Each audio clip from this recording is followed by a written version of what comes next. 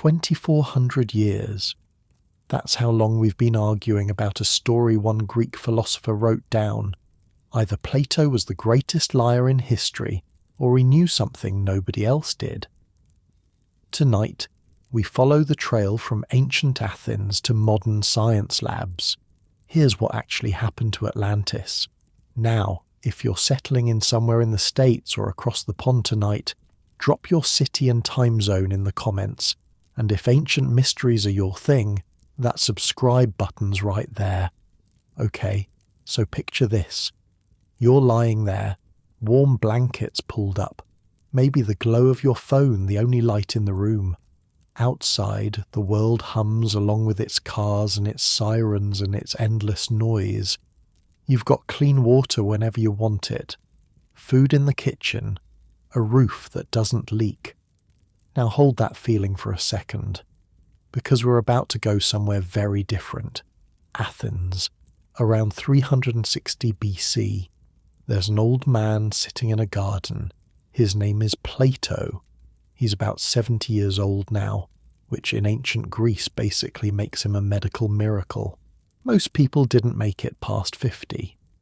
But here he is, this broad-shouldered former wrestler with a name that literally means wide, sitting among the olive trees in the grove of the Academy. The Academy. That's the school he founded almost 30 years ago. Not a building, really. More like a park. A sacred grove northwest of the city walls, named after some hero called Academus, who nobody remembers anymore. There's a gymnasium there, some altars to various gods, and groups of young men who show up to argue about mathematics and justice, and whether the soul is immortal. Plato's been running this place since he was about 40, and now, in what he knows are his final years, he's writing something strange, something about a lost island. But before we get to what he wrote, you need to understand who this guy actually was, because Plato wasn't just some random philosopher scribbling stories. He was complicated, he was political, and he was, if we're being honest, probably pretty bitter about how his life had turned out. See, Plato came from money, serious money. His family was basically Athenian aristocracy. His mother's side claimed descent from Solon, the legendary lawgiver we'll get back to in a minute. His father's side supposedly traced back to the god Poseidon himself. Take that with a grain of salt, obviously. Every rich Greek family claimed some god was their great-great-grandfather, but the point is, Plato was born into the kind of wealth and political connection that should have made him a major player in Athenian politics. It didn't work out that way. When Plato was young, Athens lost the Peloponnesian War. Badly.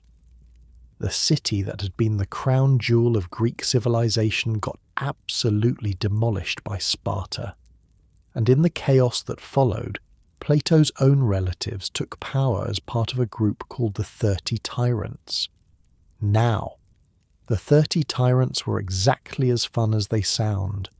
In about 8 months they executed 1,500 Athenians without trial, confiscated property, sent people into exile, and 2 of Plato's family members were right in the middle of it.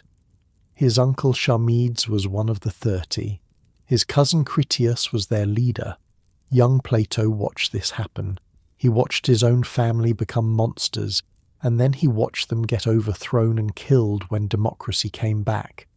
So already Plato has complicated feelings about politics. Then Socrates dies. Socrates was Plato's teacher, his mentor, the guy who basically taught him how to think. And in 399 BC, when Plato was about 29, Athens put Socrates on trial for corrupting the youth and not believing in the gods the city believes in, found him guilty, made him drink poison. Plato was there, or close to there. He mentions in one of his writings that he was sick and couldn't attend the actual execution. Some historians think he made that up because he couldn't bear to watch. Either way, the experience broke something in him. After Socrates died, Plato left Athens. He travelled for about 12 years, Egypt, Italy, Sicily.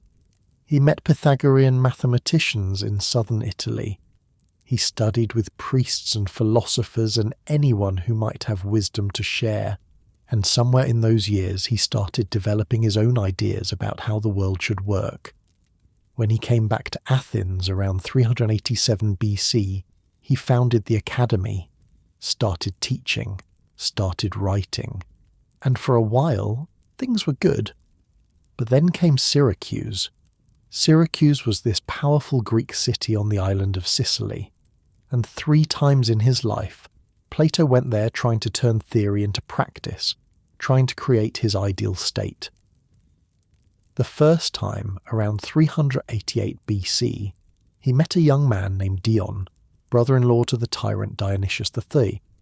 Dion was interested in philosophy, became Plato's student, and when Dionysius III died in 367 BC, Dion convinced Plato to come back and tutor the new ruler, Dionysius II. The plan was beautiful: train a young king in philosophy, turn him into what Plato called a philosopher king, create a state ruled by wisdom instead of ambition. It went wrong almost immediately. Dionysius II was jealous, paranoid. He exiled Dion, which made Plato's position impossible. Plato tried to mediate, failed, and finally went home to Athens, but he went back. In 361 BC, he tried again, and this time it got dangerous. Dionysius II basically held Plato prisoner for a while. The philosopher had to appeal to his friend Archytas to intercede with the Syracusan government before he could escape. He was 67 years old, exhausted, and his great experiment had completely failed. Dion eventually went back to Syracuse, overthrew Dionysius, and ruled briefly before being assassinated in 354 BC by one of his own supporters. The whole thing ended in blood and chaos, exactly the opposite of what Plato had dreamed. So when we find Plato in 360 BC, writing in his garden in Athens, this is the man we're dealing with. A philosopher who came from a family of tyrants and watched them fall. A student who saw his teacher executed by democracy. An idealist who tried 3 times to build a perfect state and failed every time. He's got maybe 13 years left to live. He knows it. And he's writing about a lost civilization that was destroyed by the gods. You starting to see why this matters. The dialogues Plato wrote about Atlantis are called the Timaeus and the Critias. They're late works, probably written after his return from that last disastrous trip to Syracuse. And they're strange even by Plato's standards. See, most of Plato's writings are dialogues, conversations between Socrates and various other people, debating philosophy. But Timaeus and Critias are different. They're less debate and more storytelling. And the story they tell is wild. It starts with a gathering. Socrates is there, along with 3 other characters, Timaeus, Critias, and Hermocrates. They're discussing what the ideal state might look like in action. Socrates has already described his perfect society in the Republic. Now he wants to see it tested. He wants a story about the ideal state going to war. And Critias says he has exactly that story. Now here's where it gets interesting. Critias claims the story isn't fiction. He says it's actually true. An old account preserved in his family going back generations. The chain of transmission, according to Critias, goes like this. His great-grandfather, also named Critias, heard it from Solon. Solon was an Athenian lawgiver from about 200 years earlier, famous for creating many of Athens' foundational laws. And Solon heard it from Egyptian priests when he visited the city of Sais around 590 BC. So the story supposedly goes, Egyptian priests to Solon to the elder Critias to Plato's character Critias. And what did these Egyptian priests tell Solon? They told him that the Greeks knew nothing about real history, that their records only went back a few generations, that there had been many destructions of mankind over the millennia, many floods and fires and catastrophes, and the Greeks had forgotten them all. But Egypt remembered, because Egypt, according to these priests, had temple records going back thousands of years, written in hieroglyphics, preserved across the ages, and in those records was an account of something that happened 9,000 years before Solon's time. 9,000 years. Let that sink in for a second. Solon visited Egypt around 590 BC. Add 9,000 years to that, and you're looking at roughly 9600 BC. We're talking about the end of the last ice age, a time when sea levels were still rising from melted glaciers, a time before any civilization we have archaeological evidence for. And the priest told Solon that in this impossibly ancient era there was an island, a great island beyond the Pillars of Hercules, beyond what we now call the Strait of Gibraltar, in the Atlantic Ocean itself. The island was called Atlantis, and it was, according to these temple records, the seat of a mighty empire. Now, your head hits the pillow a little deeper. The warmth of your blanket settles around you like something protective. And you have to wonder, what was Plato actually doing here? Was he recording a genuine tradition that Solon brought back from Egypt? Some fragment of actual ancient history, distorted through oral transmission, but based on something real? Or was he making the whole thing up? Because here's what's weird. Nobody else mentions Atlantis before Plato. We have tons of Greek writings from before his time. Herodotus, the father of history, wrote extensively about Egypt and its records. He never mentions Atlantis. Thucydides, the most rigorous historian of ancient Athens, never mentions it. None of the other philosophers mention it. Just Plato. And Plato, as we've established, had reasons to tell certain kinds of stories. He was trying to teach lessons about politics and morality. He used myths and allegories all the time.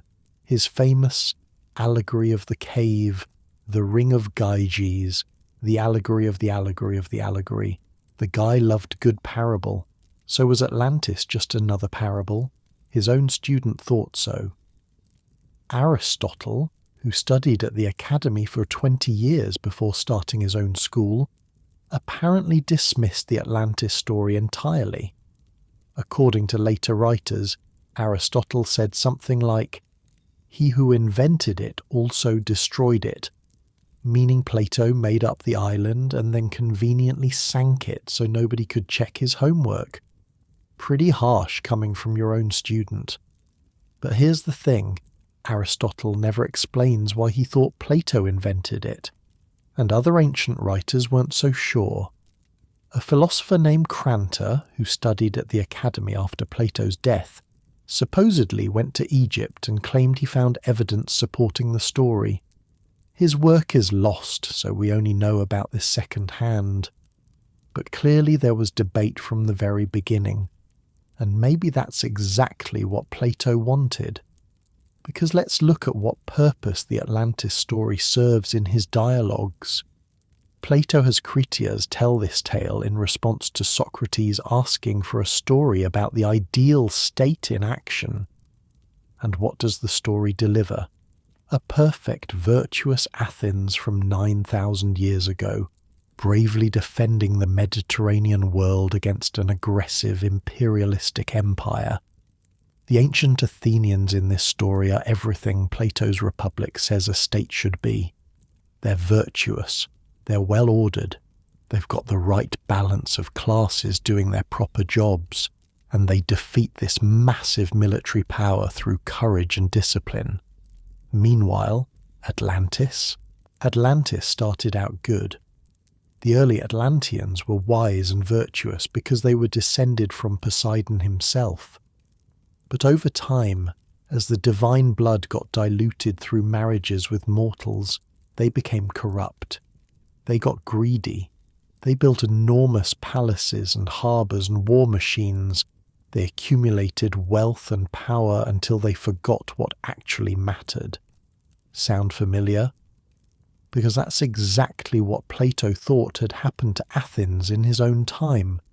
The city that once defended Greece against Persian invasion had become an aggressive empire itself. It had grown wealthy, arrogant, overreaching, and it had paid for that arrogance with defeat in the Peloponnesian War. Atlantis was a mirror, not of some lost prehistoric civilization maybe, but of Athens itself, of what happens when a society forgets virtue and chases power, and when Zeus sees that Atlantis has become corrupt, he gathers the gods to pass judgment. That's where the Critias dialogue cuts off, actually. Right before Zeus speaks, the text is incomplete. We never get the final destruction. Some scholars think Plato died before finishing it. He passed away in 348 or 347 BC, and we know his final work, The Laws, was still being edited when he died. Maybe he never got to the spectacular ending, or maybe he didn't need to. Maybe the message was already clear.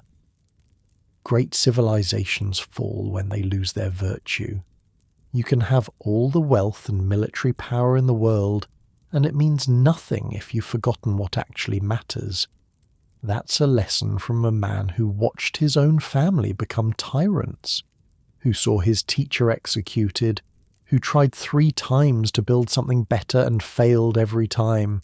But here's where it gets complicated. Because even if Plato invented Atlantis as an allegory, he put very specific details in there. Precise numbers, exact measurements, the kind of stuff that makes people think he was describing something real. And those details, they're bonkers. Next, we're going to actually walk through what Plato described. The concentric rings of water and land, the massive harbours, the walls covered in gleaming metal, the temple with a golden statue of Poseidon that reached to the ceiling. Because once you hear what this place supposedly looked like, you'll understand why people have been searching for it ever since. Your eyes might be getting a little heavier now. That's okay. Let them. We've got all night for this one. But let's pause for a second and really picture what Athens was like in 360 BC. Because understanding where Plato was writing from matters as much as what he was writing about. The city itself was smaller than you might imagine.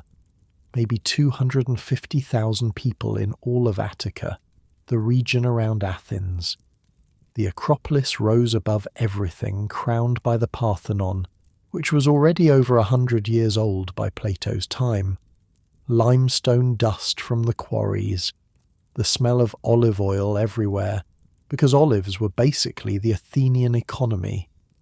The agora, the central marketplace, where philosophers and merchants and politicians all mixed together in the Mediterranean heat.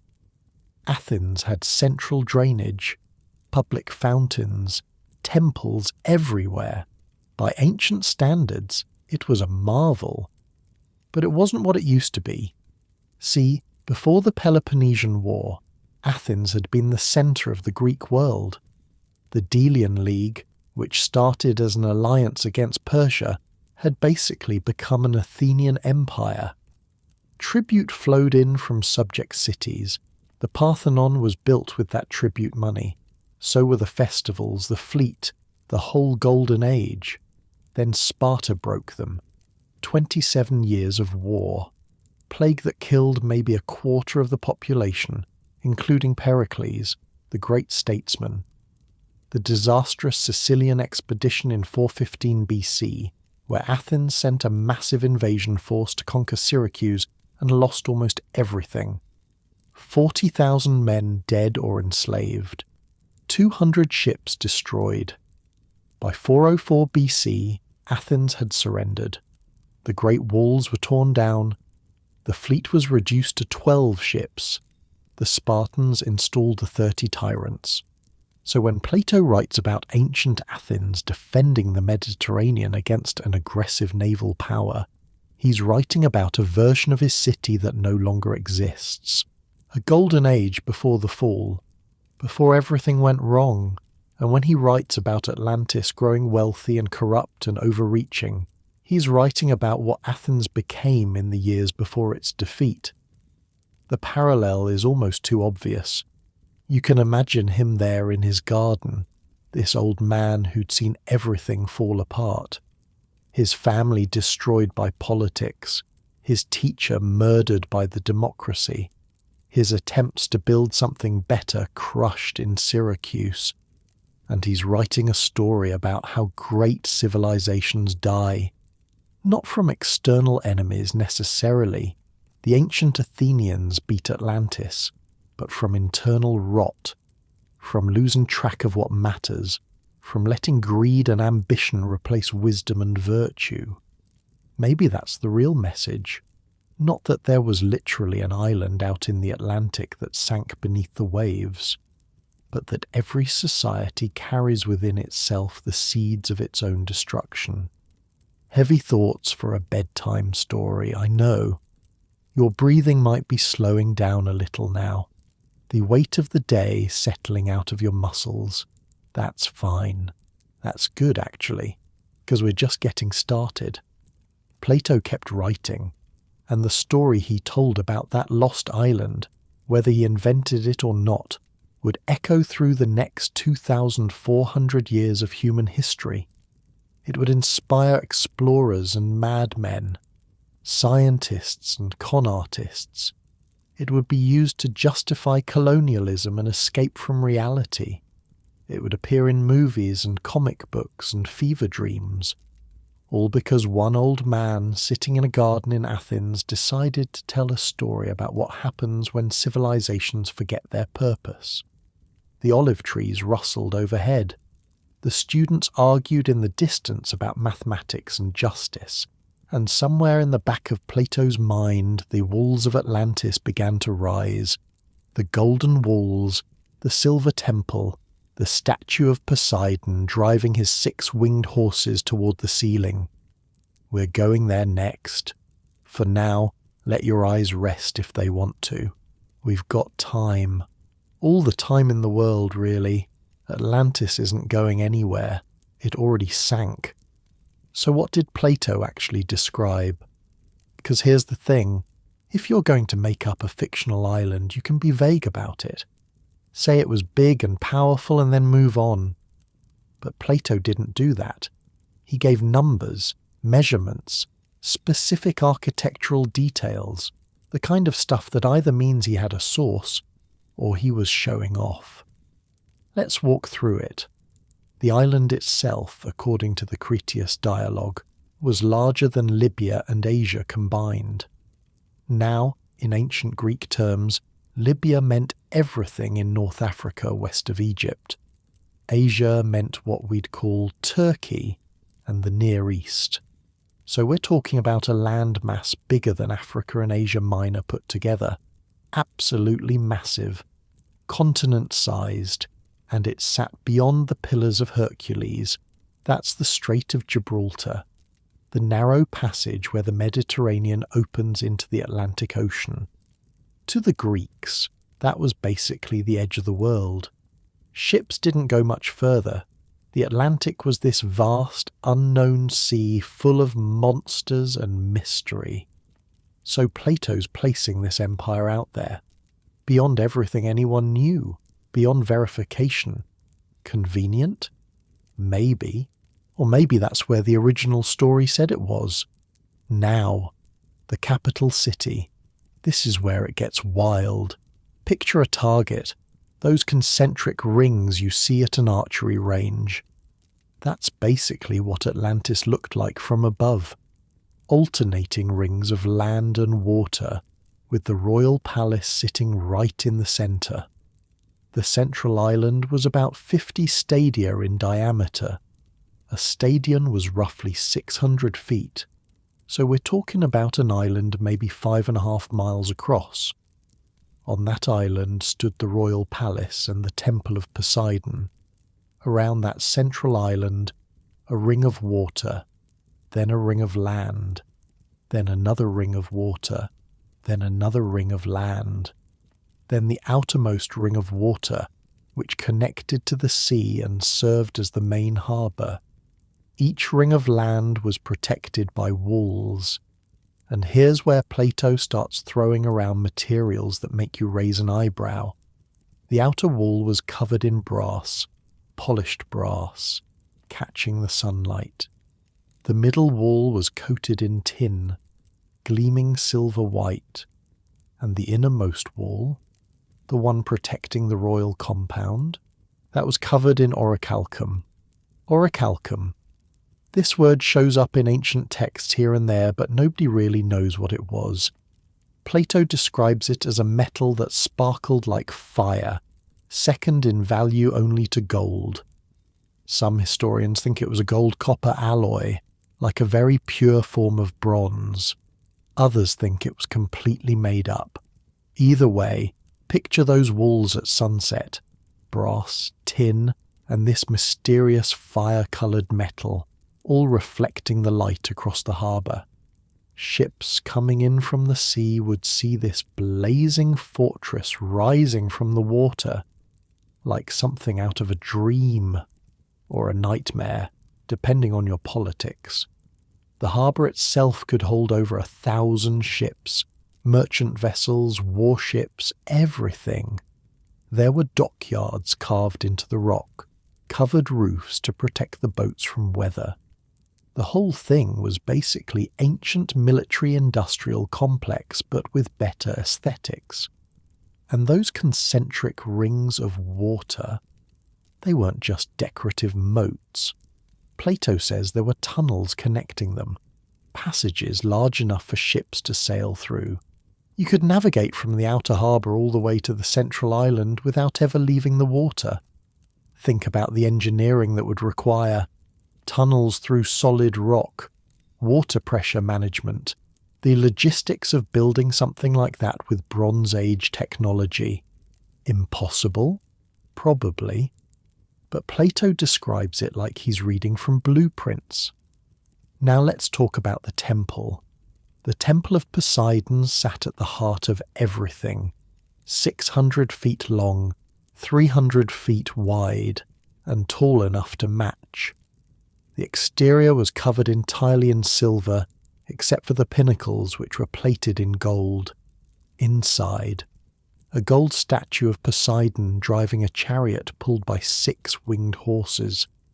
The statue was so large it nearly touched the ceiling. Poseidon himself was surrounded by 100 Nereids riding dolphins. The whole scene in solid gold, reaching up through the shadowy interior of this massive temple. Around the base of Poseidon's statue stood golden statues of the 10 original kings of Atlantis and their queens, a dynasty frozen in precious metal, each king representing one of Poseidon's 10 sons, who divided the island between them at the beginning of Atlantean civilization. The temple grounds also contained hot and cold springs, baths for the kings, separate baths for commoners, gardens and groves, exercise facilities for men, and separate facilities for horses, because apparently Atlantean horses needed their own gym. Actually, that detail's kind of funny. Plato specifically mentions that they had exercise areas for horses, not just stables, exercise areas, like the Atlanteans were really into equine fitness. But here's where it stops being funny: the military. Plato gives exact numbers for Atlantean military strength, and they're staggering. 60,000 leaders of soldiers, 120,000 hoplites, that's heavy infantry, 180,000 archers, another 180,000 slingers, 300,000 stone throwers and javelin men, 240,000 cavalry, 60,000 war chariots, and the navy, 1,200 ships, each one carrying 200 men, Add it all up and you're looking at over 1 million soldiers, supported by a civilian population that had to number in the tens of millions. To put that in perspective, the entire population of Athens in Plato's time was maybe 250,000. The entire Greek world might have had 3 million people. Plato's describing an army larger than most ancient civilizations. Where did all these people come from? How did you feed them, train them, equip them? Plato has an answer for that too: the agricultural system. The main plain of Atlantis was a rectangular stretch of land, 3,000 stadia by 2,000 stadia, roughly 340 miles by 230 miles, surrounded by mountains that sheltered it from northern winds. Across this plain, the Atlanteans built a canal system. The main canal was 300 feet wide, 100 feet deep, and over 1,000 miles long. It connected the capital city to the sea, cutting straight across the plain. From this main canal, smaller channels branched out in a grid pattern. They used these channels for irrigation and for transporting timber from the mountains, 2 harvests per year, fed by winter rains and summer irrigation. The whole thing sounds like ancient California's Central Valley, but on a fantasy scale. Imagine standing at the edge of that plain. Mountains at your back, snow-capped and forested. In front of you, flat farmland stretching to the horizon. Every few miles a canal cuts through the earth, blue water glinting in the sun. Boats moving slowly through those channels loaded with grain and timber. In the distance, smoke rises from forges and workshops. The sound of hammering carries on the wind, and if you look south toward the sea, you can just barely make out the gleam of the capital. Those walls of bronze and tin and orichalcum shining like a beacon.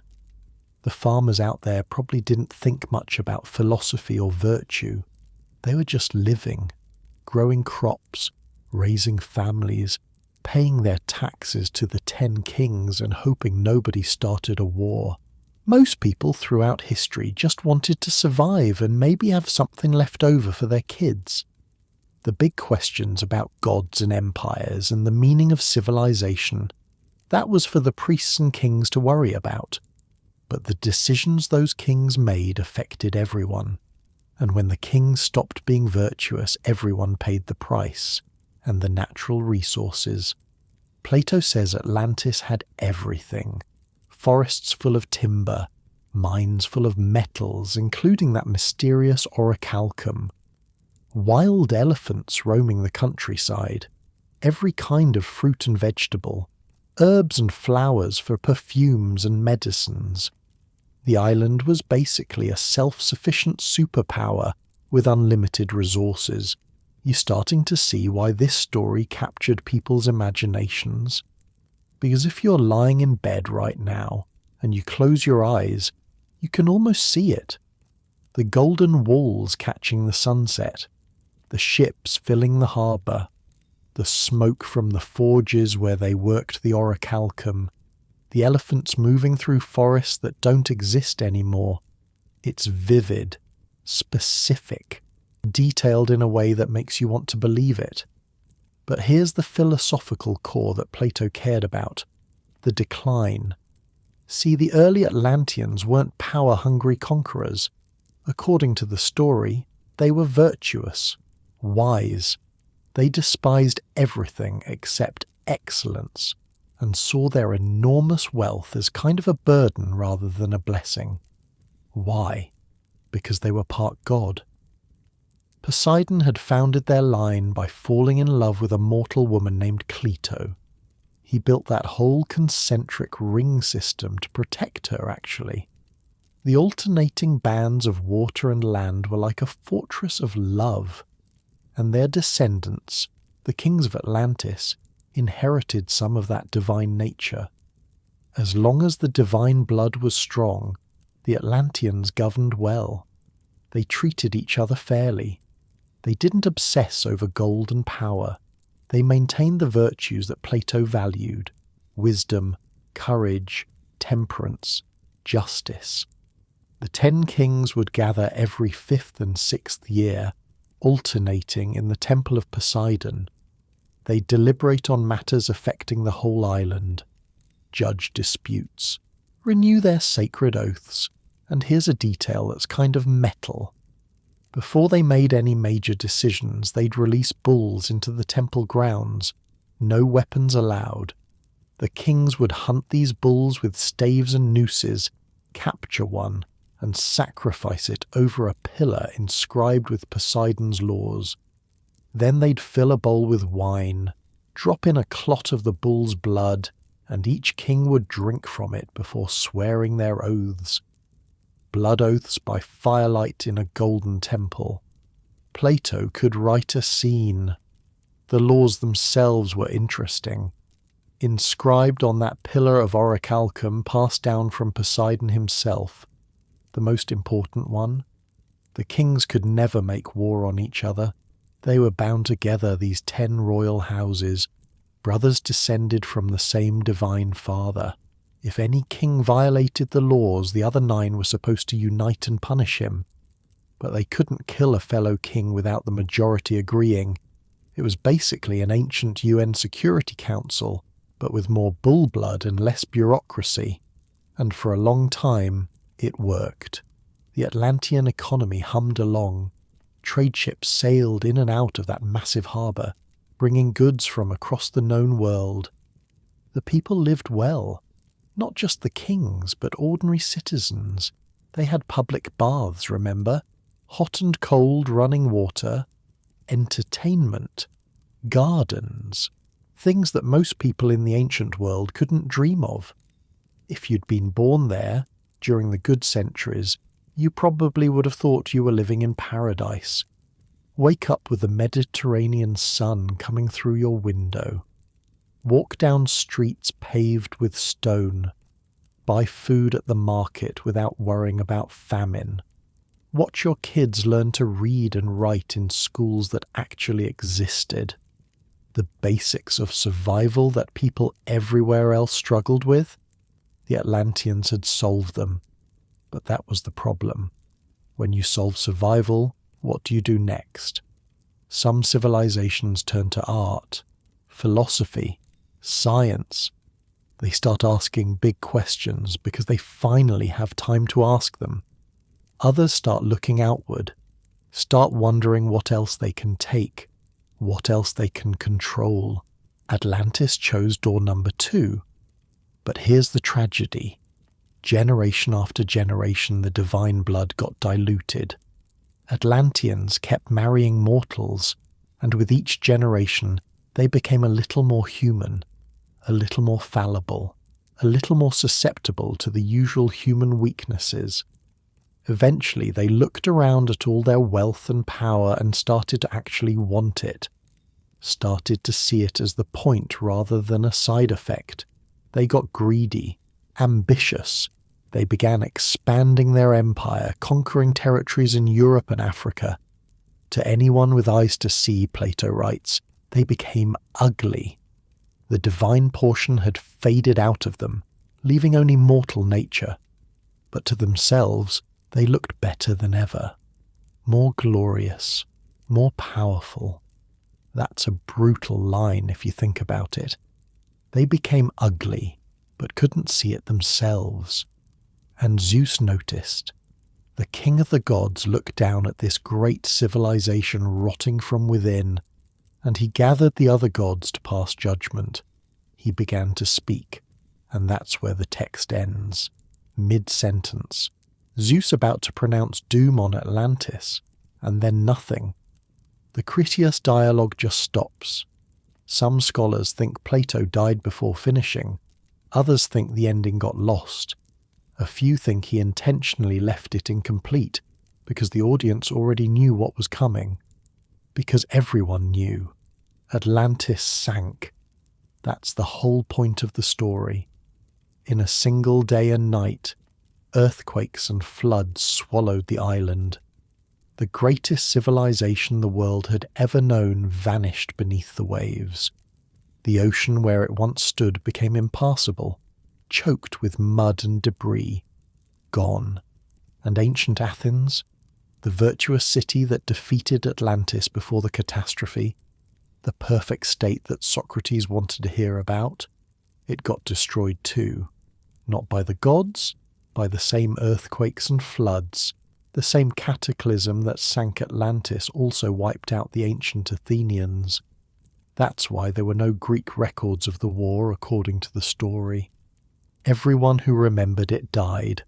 Only Egypt, protected by the Nile, preserved the memory, so both civilizations vanished. The corrupt and the virtuous, the conquerors and the defenders, makes you wonder what Plato was really trying to say. Your eyelids might be getting heavier. That's okay. Let them close if they want. Picture the waters rising, the golden walls sliding beneath the surface, the temple of Poseidon filling with salt water as the statue of the god disappeared into darkness. All that wealth, all that power, all those armies and ships and elephants, gone in a day and a night, and for 2,400 years people have been trying to find it again. Some of them became heroes, some became laughingstocks, some went broke chasing shadows across the Atlantic, some made fortunes selling books about shadows. We're going to meet them all, the believers and the skeptics, the scholars and the crackpots, the scientists with their sonar equipment, and the mystics with their crystal balls. But first, we need to see what happened to Plato's story after he died. Because for a long time, almost nobody cared. The greatest mystery of the ancient world, and people basically forgot about it for 1,500 years. How does something like that happen? We'll find out. But for now, let your body sink a little deeper into that mattress. Feel the weight of your blankets, the darkness behind your eyes. There's something peaceful about water, actually. Once you stop fighting it, once you let yourself go. The Atlanteans didn't have that peace, probably. The earthquakes would have started first. That terrible rumbling from below, cracks appearing in those perfect streets, the bronze and tin and orichalcum walls groaning as the earth shifted beneath them. Then the water, not slowly, not gently.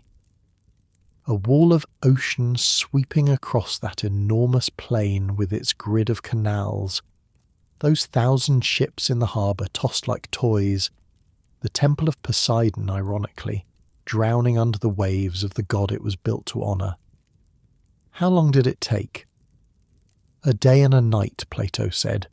24 hours to erase everything, every palace, every street, every elephant. Every record of what they'd been and what they'd done, just gone. The survivors of ancient Athens watching from across the Mediterranean wouldn't have known what they were seeing. A distant storm maybe, strange waves, and then the Atlantean ships stopped coming. The trade routes went quiet, and eventually the earthquakes reached them too. Both civilizations snuffed out in the same catastrophe. And here's the really haunting part. According to Plato, the sea where Atlantis sank became impassable, choked with mud and debris. For centuries after, sailors couldn't cross it. That's why nobody found the ruins. That's why the Greeks forgot. That's why only Egypt, far up the Nile and protected from the sea, kept any memory of what had happened. Convenient explanation? Sure. But you have to admit it's complete. Plato thought of everything. Why there's no evidence. Why nobody remembered. Why the story had to come from Egypt instead of Greek sources. Either he was covering his tracks brilliantly, or he was telling a story he believed was true. We may never know which, but the people who came after him had opinions, strong ones. Atlantis is down there somewhere. In the deep water, in the mud and the silence. We've got all night to look for it. Plato died around 348 BC. They buried him in his garden at the Academy, the same grove of olive trees where he'd spent his final years writing about lost civilizations and ideal states. His nephew Speusippus took over the school. The students kept arguing about mathematics and justice. Life went on, and for a while, people talked about Atlantis. Not much, not everywhere. But in the philosophical circles around Athens, Plato's strange story got discussed, debated, picked apart. The biggest critic was someone who knew Plato better than almost anyone, Aristotle. Now, Aristotle had studied at the Academy for 20 years, showed up when he was 17, stayed until Plato died. That's a long time to sit at someone's feet, learning their ideas, watching them write. By the time Plato passed, Aristotle probably knew his teacher's habits better than anyone alive, and Aristotle didn't buy it. According to later writers, Aristotle dismissed the Atlantis story with a kind of dry humour.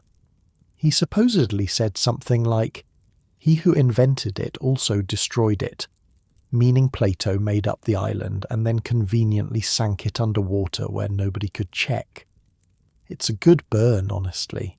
The ancient equivalent of Pix or it didn't happen. But here's what's interesting. Aristotle never explained why he thought Plato invented it. He didn't write a detailed rebuttal, didn't point to inconsistencies or historical impossibilities. He just waved it off. Which leaves us guessing. Did Aristotle know something we don't? Did Plato confide in him once, late at night in the Academy gardens, that the whole thing was made up?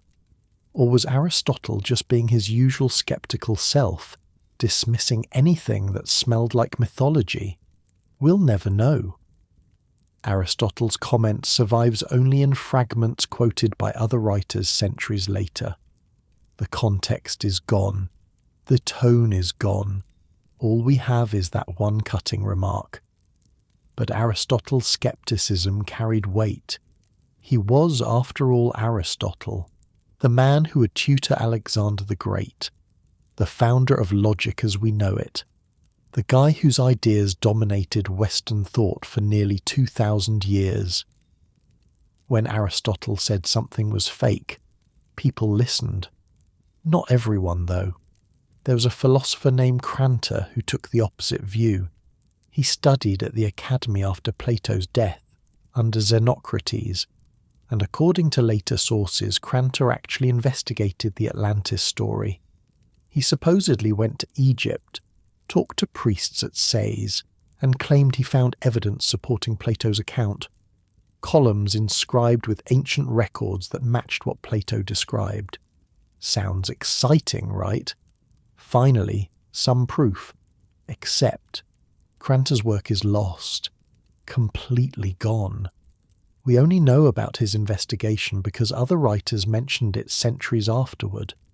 And those writers were quoting from memory, or quoting people who were quoting from memory.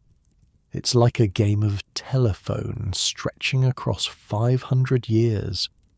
Did Crantor really go to Egypt? Did he really find inscribed columns? Or did someone make that up later to support their own beliefs about Atlantis? Nobody knows. The sources we'd need to check are buried under 2,000 years of history, lost in fires, floods, and the general chaos of empires rising and falling. The Library of Alexandria, which might have held Crantor's original work, got burned multiple times across several centuries. Each fire took more irreplaceable texts with it. So we're stuck with rumours and fragments. And here's what's weird. After that initial flurry of debate in the decades following Plato's death, interest in Atlantis just kind of faded. Think about that for a second. You've got this incredible story about a lost civilization with golden temples and a 1,000,000-man army. A civilization that supposedly ruled half the Mediterranean before being destroyed by the gods themselves. That should have been the ancient equivalent of a blockbuster movie franchise. but nobody wrote sequels. The great historians of antiquity barely mentioned it. Herodotus had died before Plato wrote the dialogues, so he couldn't have commented. But Thucydides, Xenophon, Polybius, Livy, all these major historians writing in the centuries after Plato, none of them devoted serious attention to Atlantis. Why not? Part of it was probably Aristotle's influence. If the most respected philosopher of the age said Plato made it up, that would have discouraged investigation. Why waste time chasing a fiction? Part of it might have been the story's structure. Remember, Plato's Atlantis narrative wasn't a standalone adventure tale. It was nested inside philosophical dialogues, wrapped in layers of Critias heard from his grandfather, who heard from Solon, who heard from Egyptian priests. That's a lot of steps between the reader and the action. If you wanted adventure stories, there were better options. The Iliad, the Odyssey, Tales of Heracles. Nobody needed to dig through Plato's philosophy lectures to find exciting content. And part of it might have been what was happening in the real world. Because the centuries after Plato's death were not calm.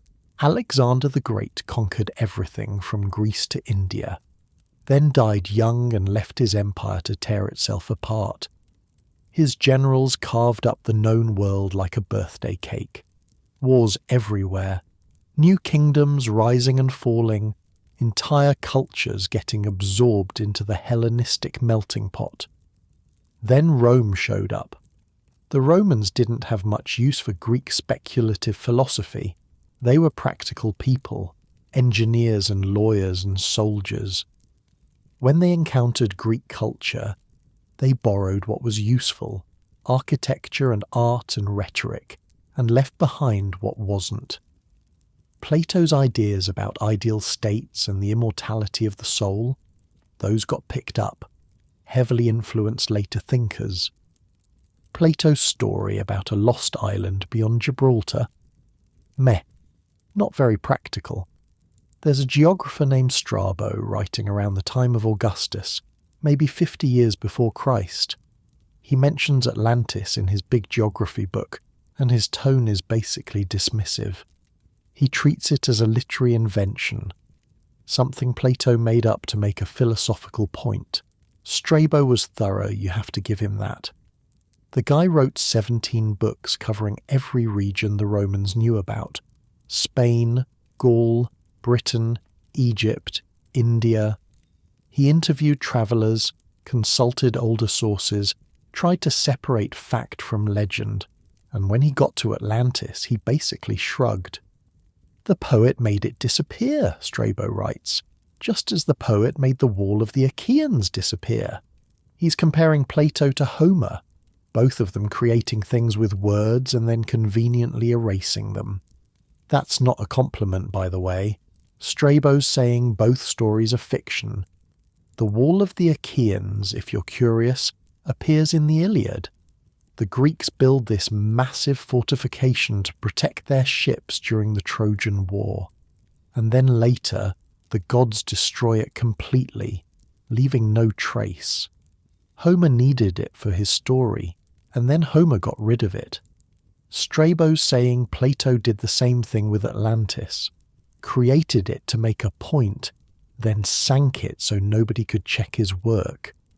But even Strabo admits there was disagreement. He mentions a philosopher named Posidonius who apparently took Atlantis more seriously. Thought maybe there was something to it.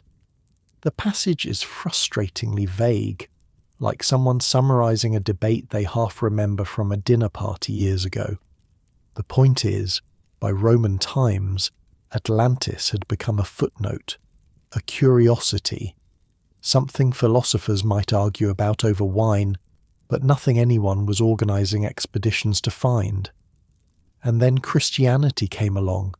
That changed everything. Not because Christians cared about Atlantis specifically.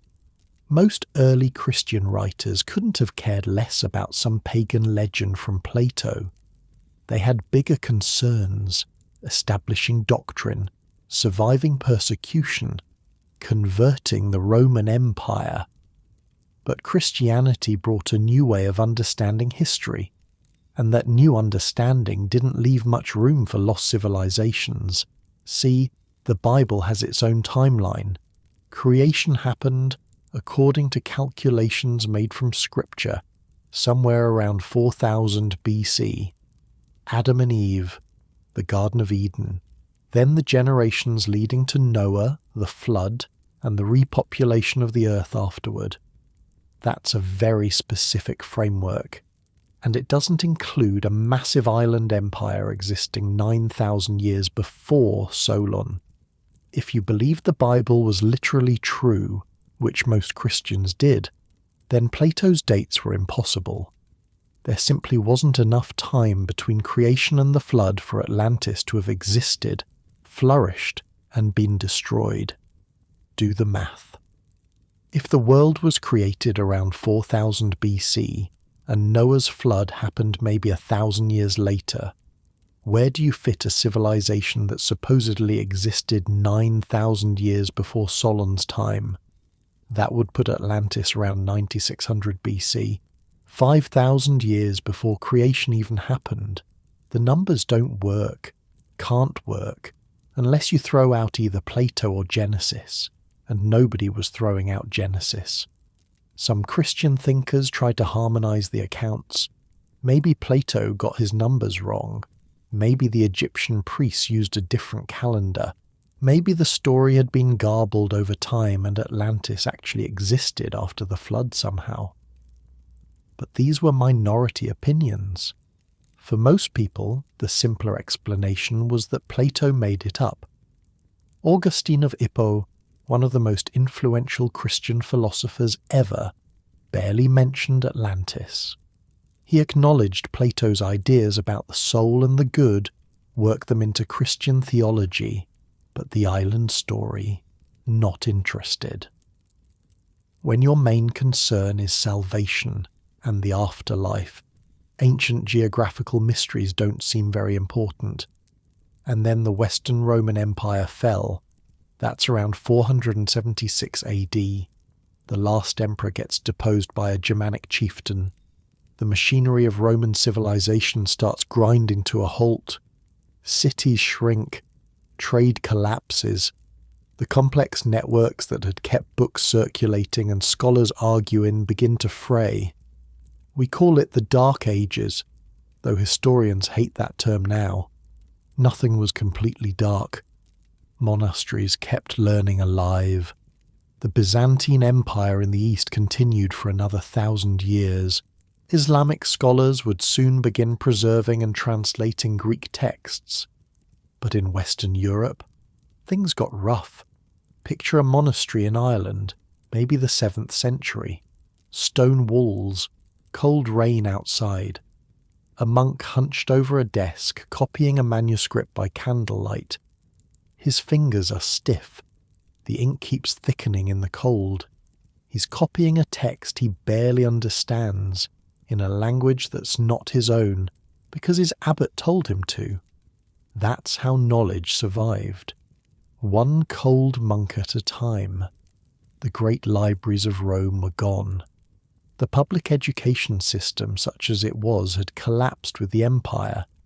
If you wanted to read Plato, you had to find a monastery that owned a copy, convince them to let you in, and hope the text hadn't rotted away or been scraped off for reuse. Books were expensive. Parchment came from animal skins. A single Bible might require the hides of 200 sheep. When writing material cost that much, you don't waste it on pagan legends about sunken islands. The kind of leisurely philosophical debate that Plato's Academy had enjoyed became a luxury nobody could afford. People were too busy surviving. Vikings raiding from the north, plague sweeping through populations, feudal lords fighting over scraps of land, and the books started disappearing. Not all at once, not deliberately usually. Just the slow erosion of time. Manuscripts rotted in damp monasteries. Fires took out collections. Parchment got scraped clean and reused for new texts because fresh writing material was expensive. Plato's dialogues were lucky in some ways. They were important enough that copies kept getting made, but only certain dialogues. The Republic, the Symposium, works that seemed relevant to medieval Christian concerns. The Timaeus, which contains the main Atlantis description, actually survived in partial Latin translation. A scholar named Chalcidius had translated about half of it in the 4th century. Monks copied his version throughout the Middle Ages, but here's the problem. Chalcidius's translation cuts off right before the detailed description of Atlantis. The medieval monks had access to the beginning of the story, the setup, but not the spectacular details. Not the golden walls, not the concentric rings, not the army of 1,000,000 soldiers.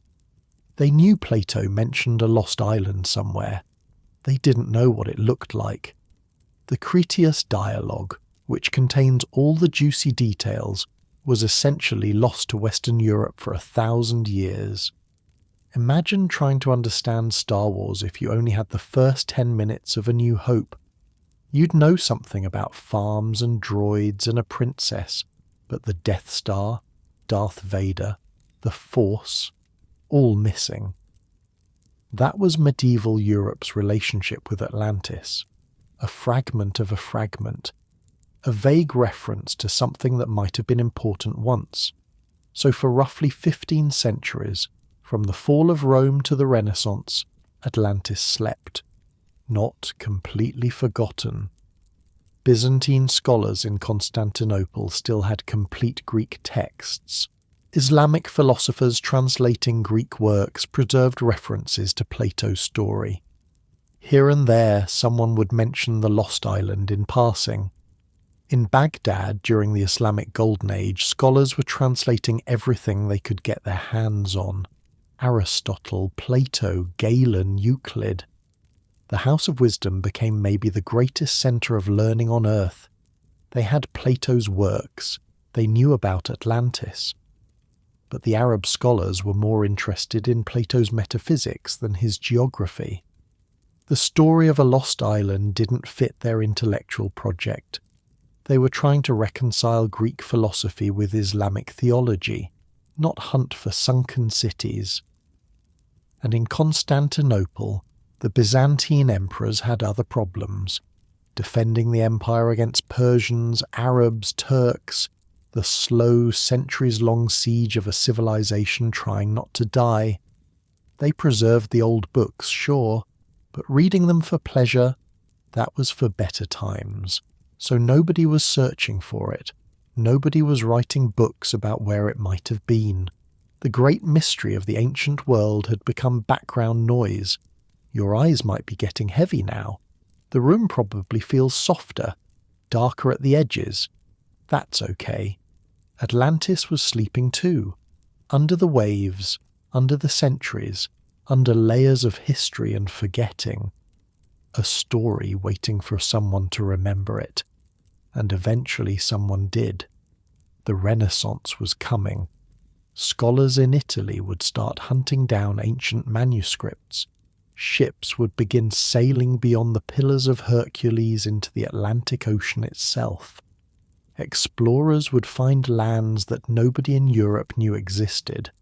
And when they did, they'd remember that strange story from Plato. The island beyond Gibraltar, the mighty civilization that vanished. Was this it? Were these new lands the remnants of what was lost? The search was about to begin again. But for now, in the quiet centuries after Rome's fall, Atlantis rested. The golden temple filled with silt. The concentric rings collapsed into sediment. The orichalcum walls, if they ever existed, corroded in the salt and the darkness. And above the water, generations lived and died without knowing what might lie beneath. Some mysteries need time, need the world to catch up to them. Atlantis had plenty of time. So do you. Let your breathing slow. Let the darkness gather around the edges of your thoughts. We'll pick up the story when Europe woke up and started looking for lost things again. There's more. There's always more. But for now, just rest. Constantinople fell on a Tuesday, May 29th, 1453. Ottoman cannons had been pounding the walls for weeks. The biggest of them, a monster built by a Hungarian engineer, could fire stone balls weighing over half a ton. Each shot took hours to prepare, but when it hit, sections of wall simply vanished. The last Byzantine emperor, Constantine X, could see how it would end. His city had survived sieges before, Arab sieges, Bulgarian sieges, even one by his own ancestors during the Fourth Crusade. But this time was different. The Ottomans had everything: numbers, artillery, a sultan who was young and ambitious and absolutely determined to take the city. Constantine died fighting in the streets. His body was never positively identified. Some legends say he was buried where he fell. Others say the Ottomans displayed his head. The truth got lost in the chaos, and with him died the last direct connection to ancient Rome. But here's the thing about endings. They're usually beginnings too. As the city fell, scholars grabbed what they could and ran. Manuscripts, scrolls, books that had been sitting in Byzantine libraries for 1,000 years. They loaded them onto ships and headed west toward Italy, where rich merchants might pay good money for ancient wisdom. Among those manuscripts were complete copies of Plato's dialogues. The whole thing. Not just the bits that medieval monks had preserved. Not just the Republic and a chopped-up version of the Timaeus. Everything, including the Critias, with its detailed description of golden walls and concentric rings and orichalcum that sparkled like fire. For the first time in over a millennium, Western Europeans could read exactly what Plato had written about Atlantis. And this happened right when Europe was waking up. The Renaissance was in full swing. Italian cities were getting rich on trade. Bankers and merchants were spending money on art, architecture, and ancient knowledge. There was this hunger for the classical world, for anything connected to Greece and Rome. Being educated meant knowing the old texts. Enter Cosimo de' Medici. Cosimo was one of the richest men in Europe, ran the Medici Bank out of Florence, basically controlled the city without holding any official title, and he had a hobby that would change history. He collected books, not just any books, Greek manuscripts. The older and rarer the better. He hired agents to scour the Mediterranean for texts. When Byzantine refugees showed up with ancient scrolls, Cosimo bought them. He was building a library that would eventually become one of the greatest in the world, and in 1462, one of those Greek refugees brought him something special, a complete copy of the works of Plato. Cosimo was old by then, sick. He knew he didn't have long to live, but he wanted to read Plato before he died. Not in fragmented Latin translations, in the original Greek, or as close as he could get.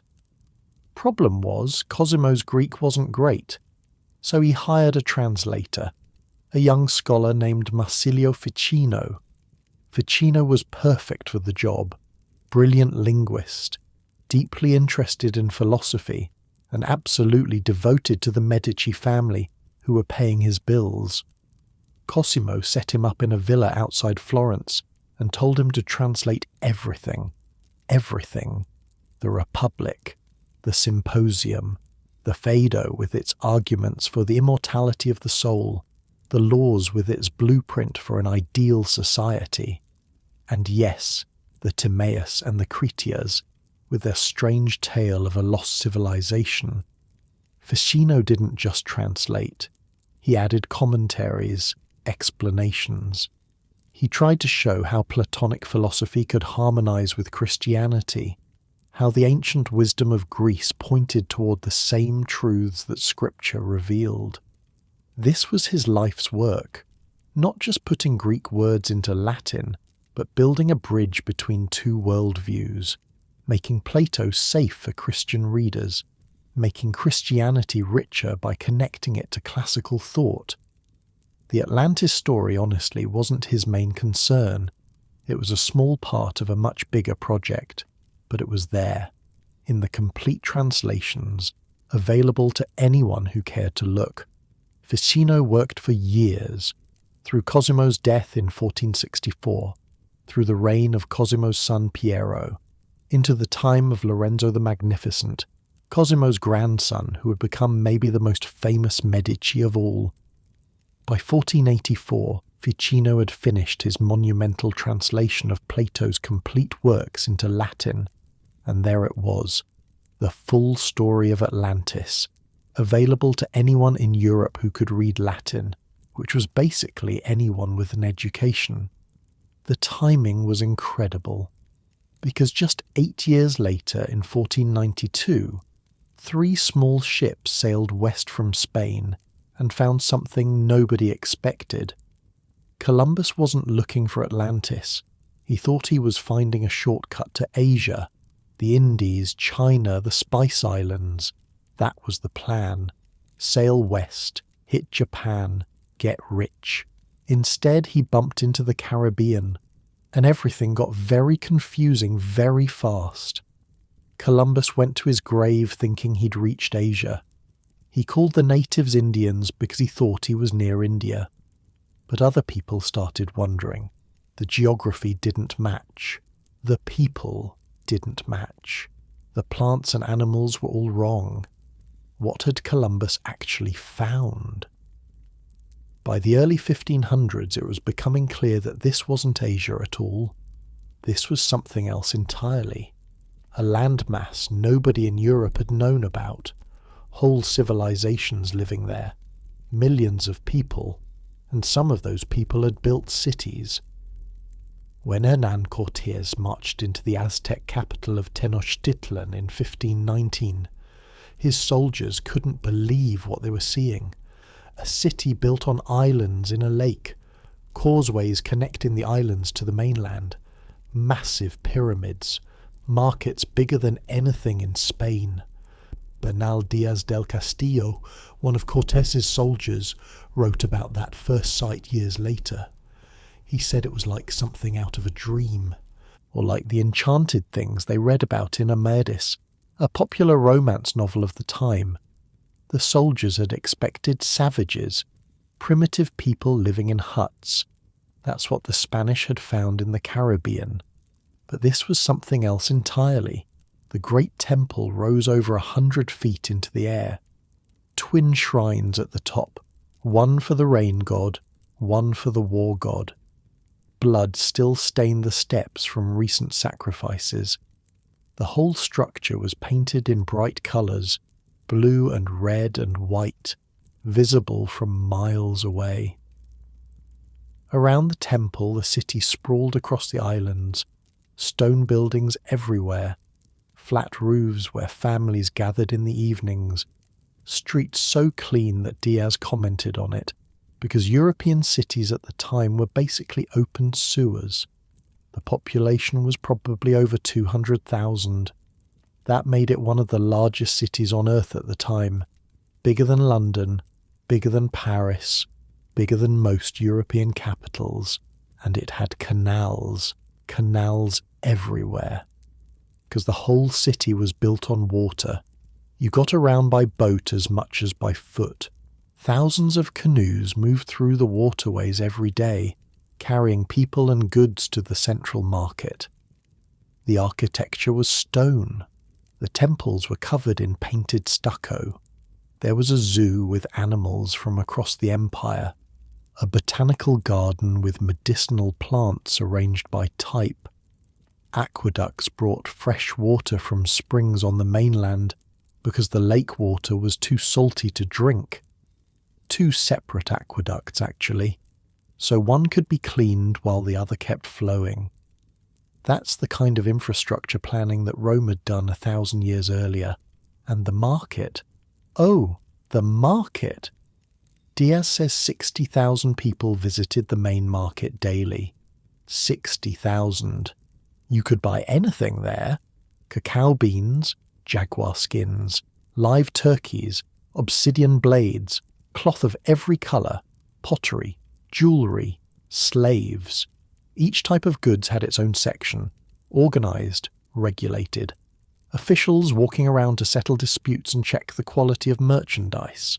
It was more orderly than any European market of the time. Sound familiar? Educated Spaniards who'd read their Ficino started making connections. An advanced civilization on islands in the west. Elaborate water systems. Massive temples. Wealth beyond European imagination. Could this be it? Could the Americas be what remained of Atlantis?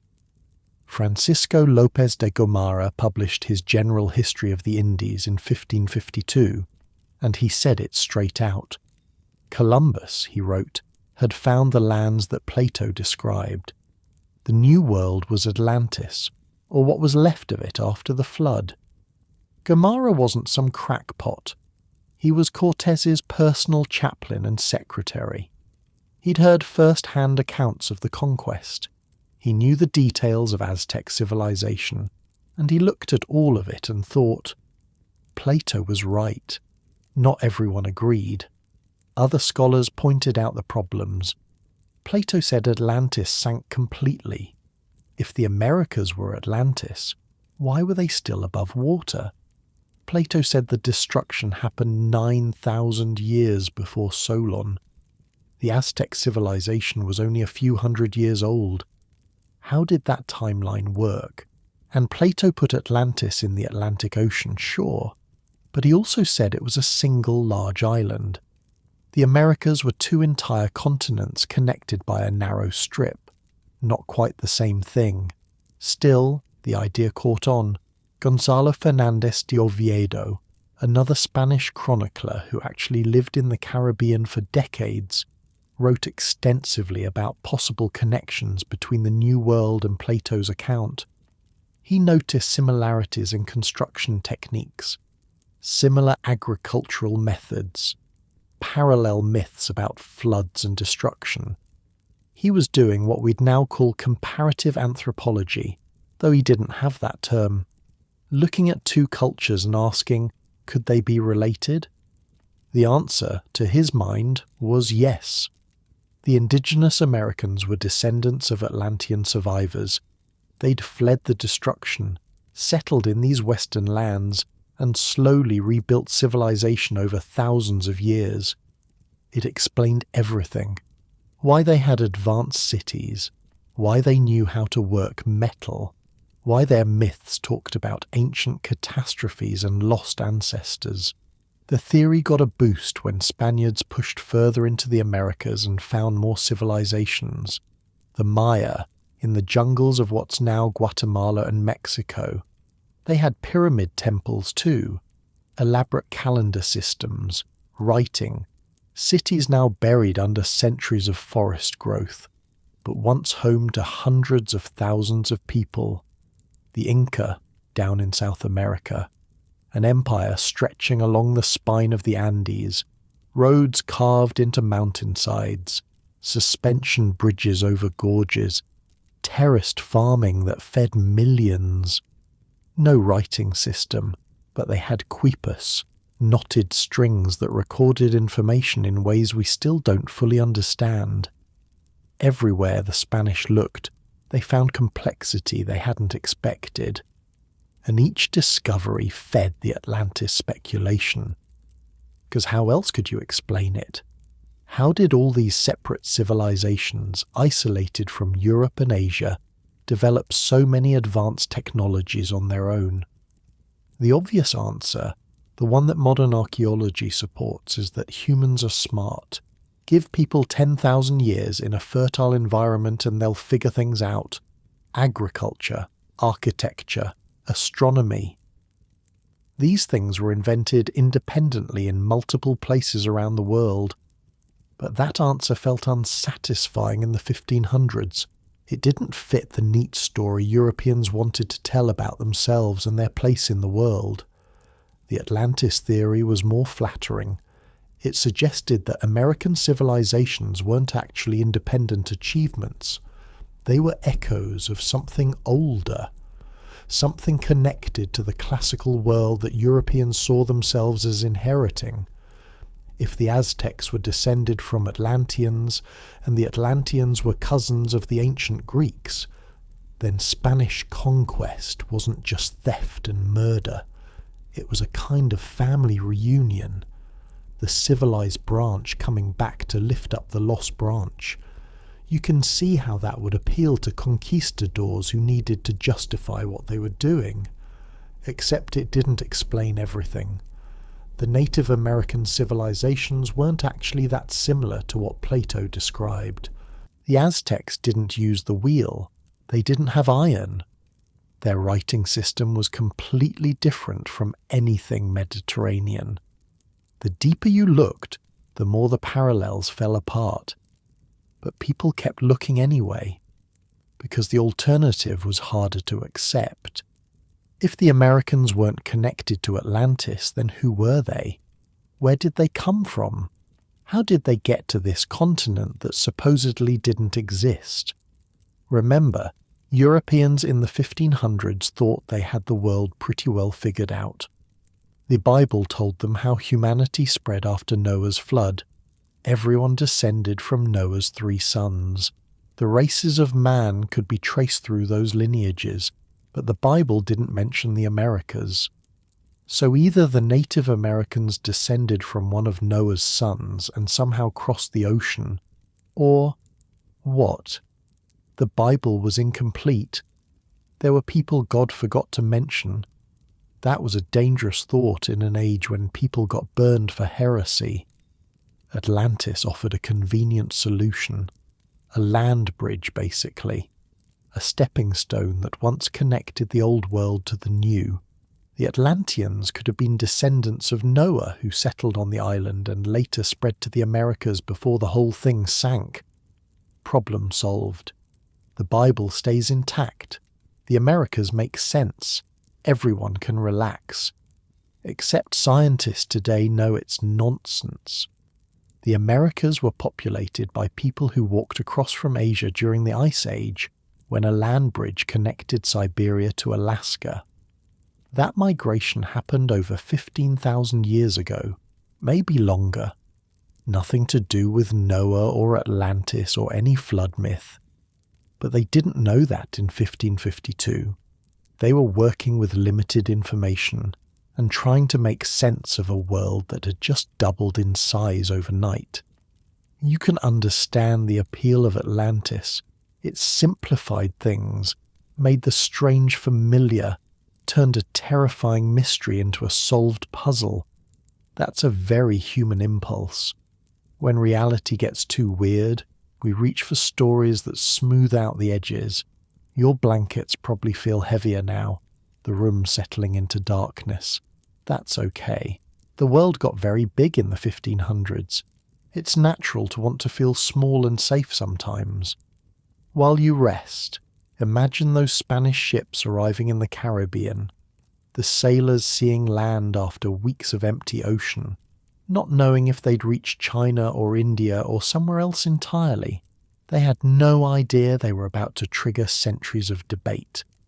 That some guy in a toga 2,300 years earlier had written a story that would suddenly seem relevant again. Plato couldn't have predicted the Americas. He didn't know they existed.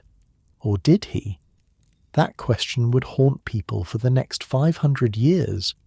Some of them would spend their fortunes trying to answer it. Some would spend their reputations.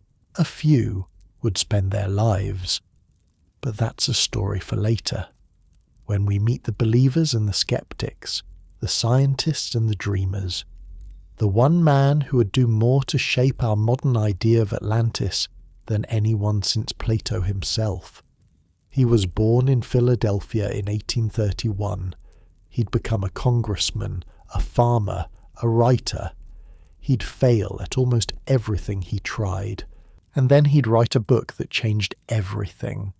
But not yet.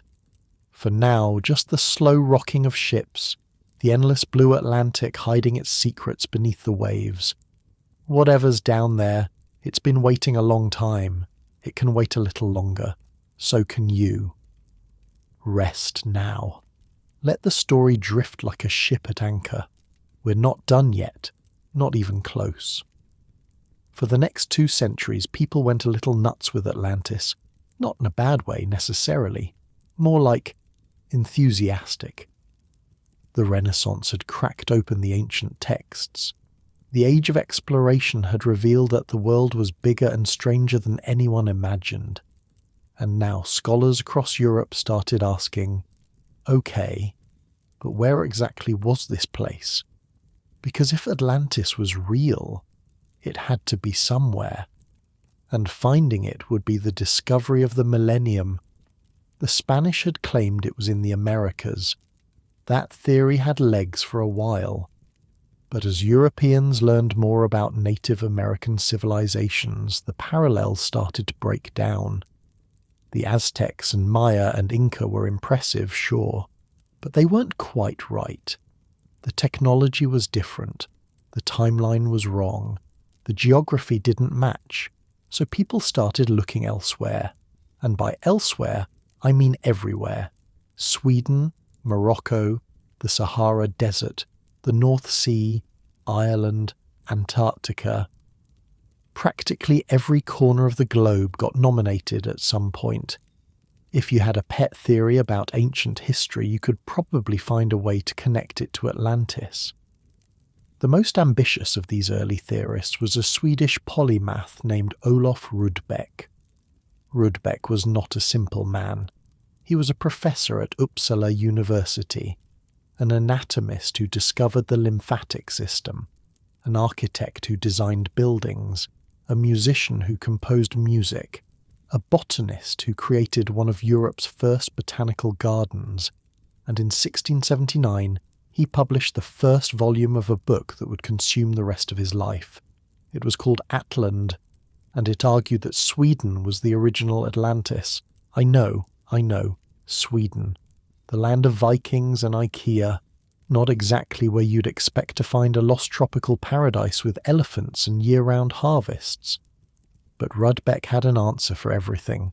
See, Plato said Atlantis was beyond the Pillars of Hercules. Everyone assumed that meant the Strait of Gibraltar, but Rudbeck said no. The Pillars of Hercules was just a Greek term for the edge of the known world, and to ancient peoples the frozen north was definitely the edge of the known world. So Atlantis wasn't in the Atlantic Ocean, it was in the Baltic Sea. Specifically, it was Sweden. The concentric rings of land and water. Rudbeck found a spot near Uppsala where natural geological formations created roughly circular patterns. Close enough. The elephants. Well, maybe Plato exaggerated, or maybe there used to be elephants in Scandinavia, climate change and all that, the advanced civilization that ruled the Mediterranean. Rudbeck argued that the ancient Swedes had colonized Greece, Egypt, and everywhere else. The gods of classical mythology were actually Swedish kings, whose deeds got exaggerated over time. Odin was Atlas. Thor was Hercules. The whole Greek pantheon was basically Norse mythology with different names. He spent 4 volumes and over 2,500 pages making this argument. 4 volumes. The man was committed, and you have to admit he worked hard at it. Rudbeck didn't just make claims. He assembled evidence, linguistic comparisons, archaeological surveys, geographic analyses. He created elaborate charts showing how Swedish words connected to Greek and Hebrew roots. He mapped the topography around Uppsala and compared it to Plato's description of Atlantis's layout. Some of his methods were actually ahead of his time. He conducted what might be the first archaeological excavation in Swedish history, digging into ancient burial mounds to study their contents. He interviewed local peasants about old traditions and place names. He collected folk songs that might preserve ancient memories. The problem wasn't his work ethic. It was his conclusions. Rudbeck started with the answer he wanted and worked backward to find evidence. Every ambiguous fact became proof of his theory.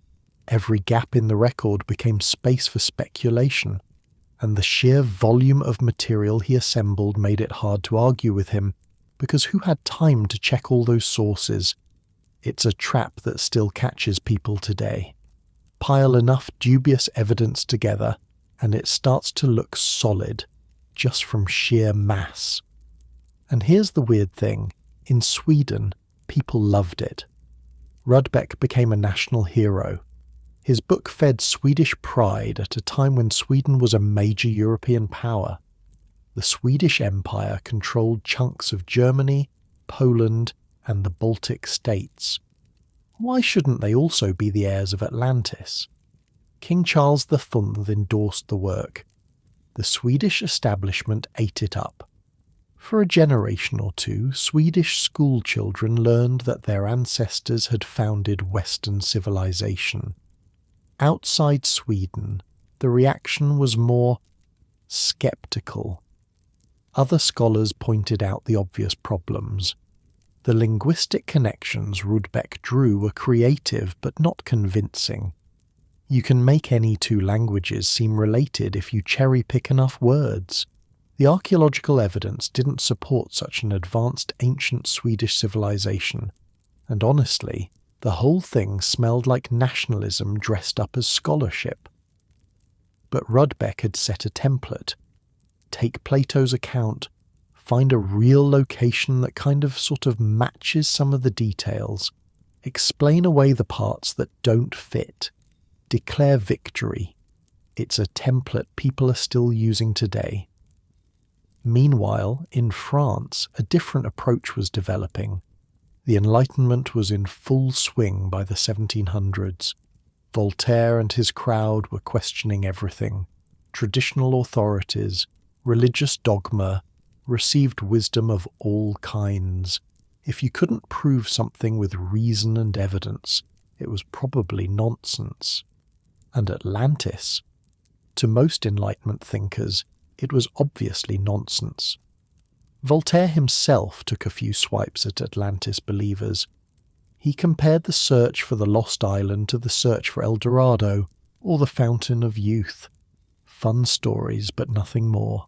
Plato had invented a parable about the corruption of power, and gullible people had been taking it literally ever since. In his philosophical dictionary, Voltaire pointed out something important. If Atlantis had really existed, if a civilization that powerful had really traded with Egypt and Greece and everyone else, there should be other evidence, other texts, other traditions, artifacts, something. But there was only Plato, one guy, writing what was obviously a philosophical dialogue, not a history book. The Scottish philosopher David Hume developed ideas about evidence and testimony that would be devastating to Atlantis claims. Hume argued that extraordinary claims require extraordinary evidence, and the more miraculous or improbable something sounds, the more skeptical you should be. Think about it from Hume's perspective. Which is more likely? That a massive island civilization really existed, sank in a single day, and left absolutely no archaeological trace, or that a philosopher made up a story to illustrate his ideas about politics and morality? The second option requires less violation of how the world normally works. A continent-sized island that sank in a day, ruled by the descendants of a god, destroyed 9,000 years before recorded history, that's a lot of extraordinary. And the evidence was one dialogue by one philosopher, filtered through Egyptian priests who left no other records. Not exactly a slam dunk.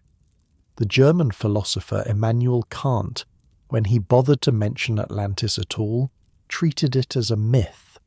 Same with most serious scholars of the era. They had Aristotle's ancient dismissal. They had the complete absence of corroborating evidence. They had the obvious allegorical structure of Plato's narrative. Case closed, as far as they were concerned. But here's the thing about skepticism. It's not very exciting. Telling people that Atlantis was probably just a story doesn't sell books. It doesn't make you famous. It doesn't give nations a glorious mythical origin or explorers a magnificent quest.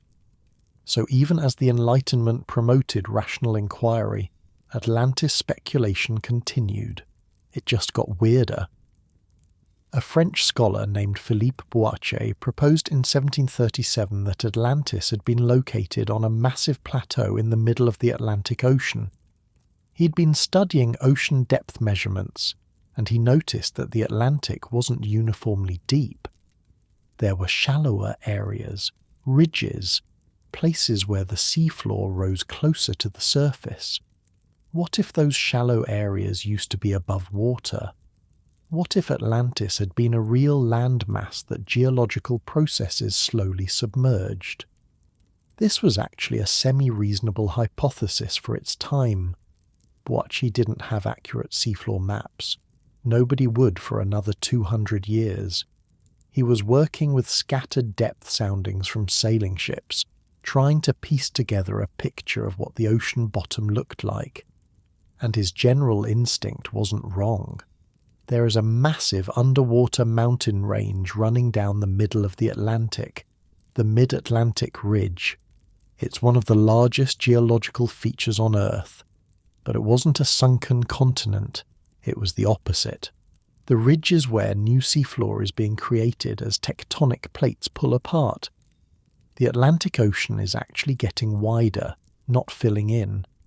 The ridge has been underwater for millions of years, long before anything resembling human civilization existed. Boitier couldn't have known that. Plate tectonics wouldn't be understood until the 1960s. He was making educated guesses with the tools available to him, and his guesses were better than a lot of what came later. As the 1700s rolled into the 1800s, Atlantis theories multiplied like rabbits. The Romantic movement had brought a new fascination with the ancient and mysterious. Archaeology was becoming a real discipline, unearthing wonders in Egypt and Greece and Mesopotamia. Every new discovery seemed to prove that the ancient world was more advanced than anyone had thought. Maybe, just maybe, there had been an even more ancient civilization, one that predated Egypt, one that had taught the Egyptians everything they knew, one that had been lost to history until now. It was a seductive idea, and it created a market. By the mid-1800s, you could find books arguing that Atlantis was in the Crimea, in Nigeria, in the Caucasus Mountains, in Brazil. Each author had their own evidence, their own linguistic connections, their own reinterpretation of Plato's text. None of it was very rigorous. Most of it was forgotten within a generation, but it kept the idea alive, kept people talking, kept publishers printing. The stage was being set for someone to come along and synthesize it all. Someone who could take all these scattered threads and weave them into a coherent narrative. Someone with the skills of a politician and the vision of a prophet. Someone who would turn Atlantis from a philosophical curiosity into a cultural phenomenon. He was born in Philadelphia in 1831.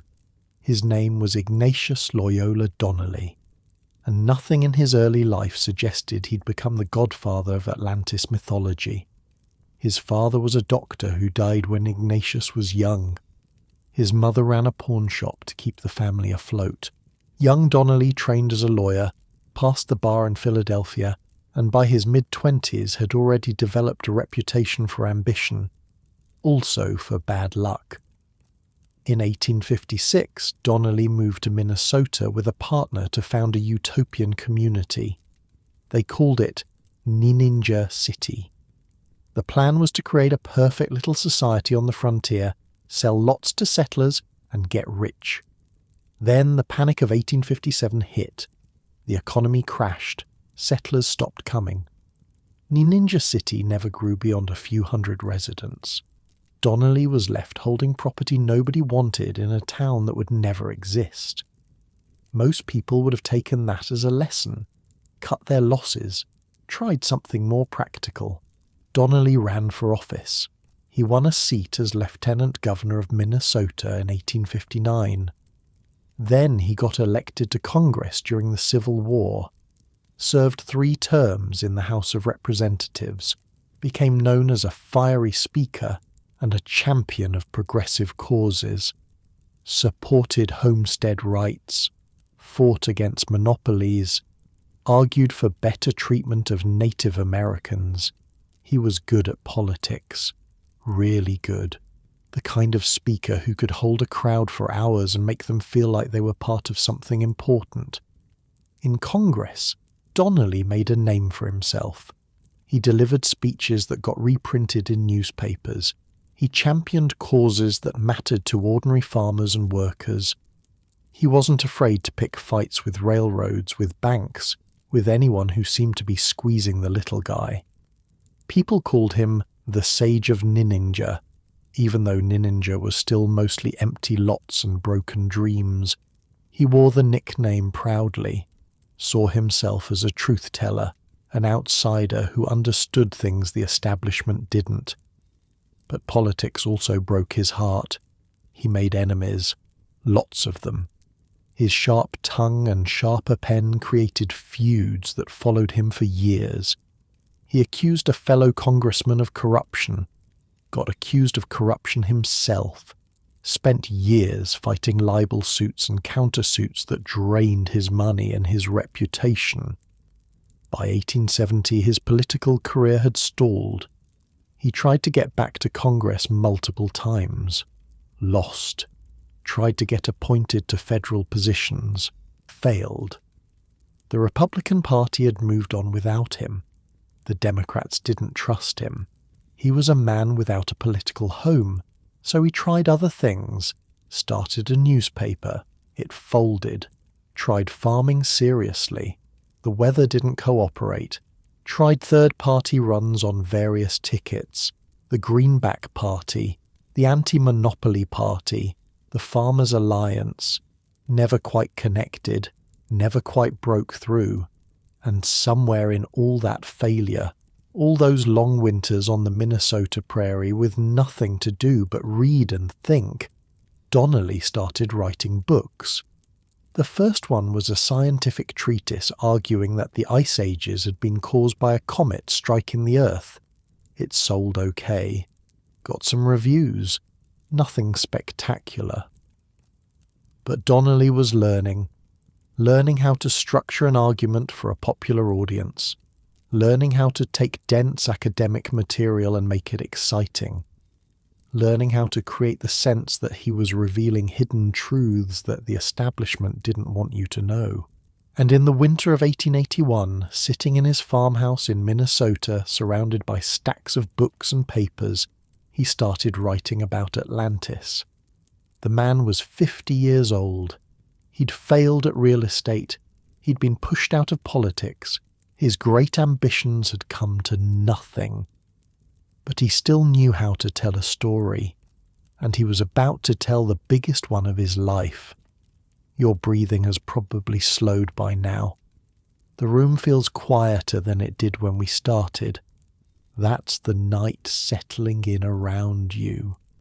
There's something peaceful about being on the edge of something. The moment before the story changes. Donnelly sitting at his desk in the lamplight, pages piling up, not knowing yet that he was creating a mythology that would outlast him by more than a century. We'll meet his book next, see what he actually wrote, understand why it hit like a bomb. But for now, just rest in that in-between moment. The darkness is comfortable. The story will still be here when you're ready. Atlantis waited 9,000 years for someone to remember it properly. You can wait a few more minutes. Donnelly's book came out in 1882. The full title was Atlantis, the Antediluvian World. 500 pages, crammed with evidence, maps, charts, linguistic tables, citations from every ancient source Donnelly could get his hands on. It was not a casual read, but it hit like a bomb. Within a few years, the book had gone through dozens of printings. It was translated into multiple languages. Prime ministers and princes read it. Scientists and scholars argued about it. Regular people bought copies and stayed up late, convinced that Donnelly had cracked the greatest mystery of the ancient world. The book reached surprising audiences. William Gladstone, the Prime Minister of Britain, read it and was fascinated. He wrote to Donnelly praising his research. The correspondence between a Minnesota farmer and the leader of the British Empire went on for months. Charles Darwin, near the end of his life, received a copy. It's not clear if he read it, but the fact that Donnelly had the audacity to send it shows something about the man's confidence. Newspapers on both sides of the Atlantic reviewed it. Most reviews were positive, or at least interested. The skeptical voices were there, but they were outnumbered by the enthusiastic ones. In an age before television or radio, before movies or the internet, books were entertainment, and Donnelly had written one hell of an entertaining book, dense with facts, yes, but readable, dramatic, full of the sense that you were being let in on something big. What made it so powerful? Partly it was timing. The 1880s were a golden age for popular science. Archaeology was uncovering wonders in Egypt and Greece. Darwin had published his theory of evolution. The world seemed full of secrets waiting to be discovered. And Donnelly wrote like he was letting you in on the biggest secret of all. His central argument was simple. Everything we consider civilization, all of it, came from Atlantis.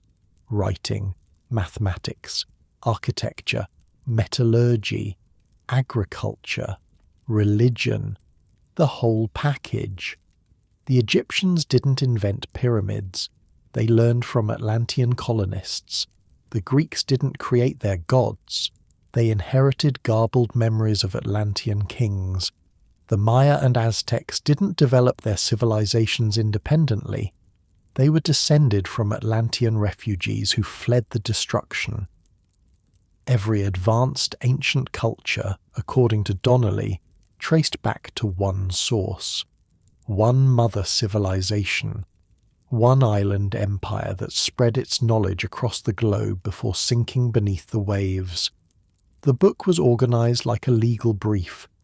Donnelly laid out 13 propositions and then defended each one with evidence.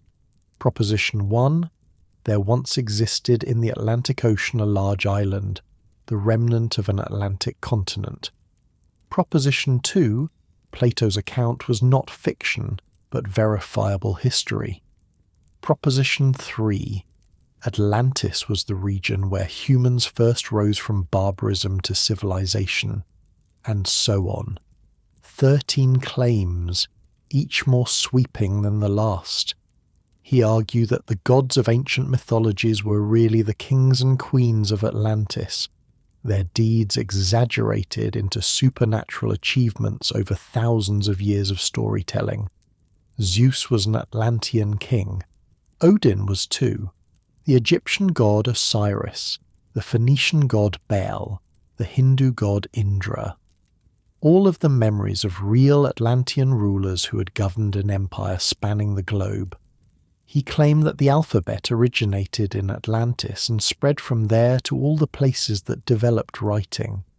He compared letter shapes between different ancient scripts, Egyptian hieroglyphics and Phoenician letters, and even Central American glyphs, and argued they all derive from a common Atlantean source. The comparisons were creative, you have to give him that, and completely unfounded. He proposed that Atlantis was the original Garden of Eden, that the flood myth in Genesis preserved a memory of Atlantis's destruction. that somewhere in the human subconscious, we all remembered Paradise Lost. It was a grand, unified theory of human history, and Donnelly backed it up with mountains of evidence. Some of it was real. He cited actual archaeological discoveries, referenced genuine ancient texts, pointed to real similarities between distant cultures that scholars were still trying to explain. Some of it was garbage. He made up linguistic connections out of thin air, misread sources, cherry-picked data, ignored anything that contradicted his thesis. But readers couldn't tell the difference. Donnelly presented everything with the same confidence, the same authoritative tone. He had footnotes. He had bibliography entries. He sounded like he knew what he was talking about. And honestly, some of his questions were legitimate. Why do cultures on opposite sides of the Atlantic both build pyramids? The Egyptians did it. The Maya did it. The Mesopotamians built ziggurats. Even some early Chinese cultures built stepped mounds. That's a weird coincidence. Why do so many cultures have flood myths? The Bible has Noah. The Babylonians have Gilgamesh. The Greeks have Deucalion. Native American cultures have their own versions. Hindu mythology talks about great floods. It's almost universal. Why do ancient myths from different continents have similar elements? Sun gods, world trees, dying and rising heroes, underworld journeys. These patterns show up everywhere. Donnelly had answers. The pyramids were all copies of Atlantean architecture. The flood myths all remembered the same event, the destruction of Atlantis. The mythological similarities came from a common Atlantean religion that spread with colonists. These answers were wrong. We know now that pyramids developed independently because a pyramid is basically the most stable way to pile up heavy stones. Flood myths are universal because floods are universal, happening wherever humans live near water. Mythological patterns repeat because human minds repeat. But in 1882, those explanations weren't available. Archaeology was young. Anthropology was younger. The scientific tools to trace human migrations and cultural development hadn't been invented yet. Donnelly filled the gap with confidence and imagination. His description of Atlantean society was vivid. He imagined a civilization that had mastered bronze and iron while the rest of the world used stone. A culture that understood astronomy and navigation centuries before anyone else. A trading empire whose ships reached every shore. He described their government, their religion, their colonies in Egypt and Greece and Mexico and Peru. He created an entire world out of speculation and scraps, and he put Atlantis in the Atlantic Ocean, right where Plato said it was.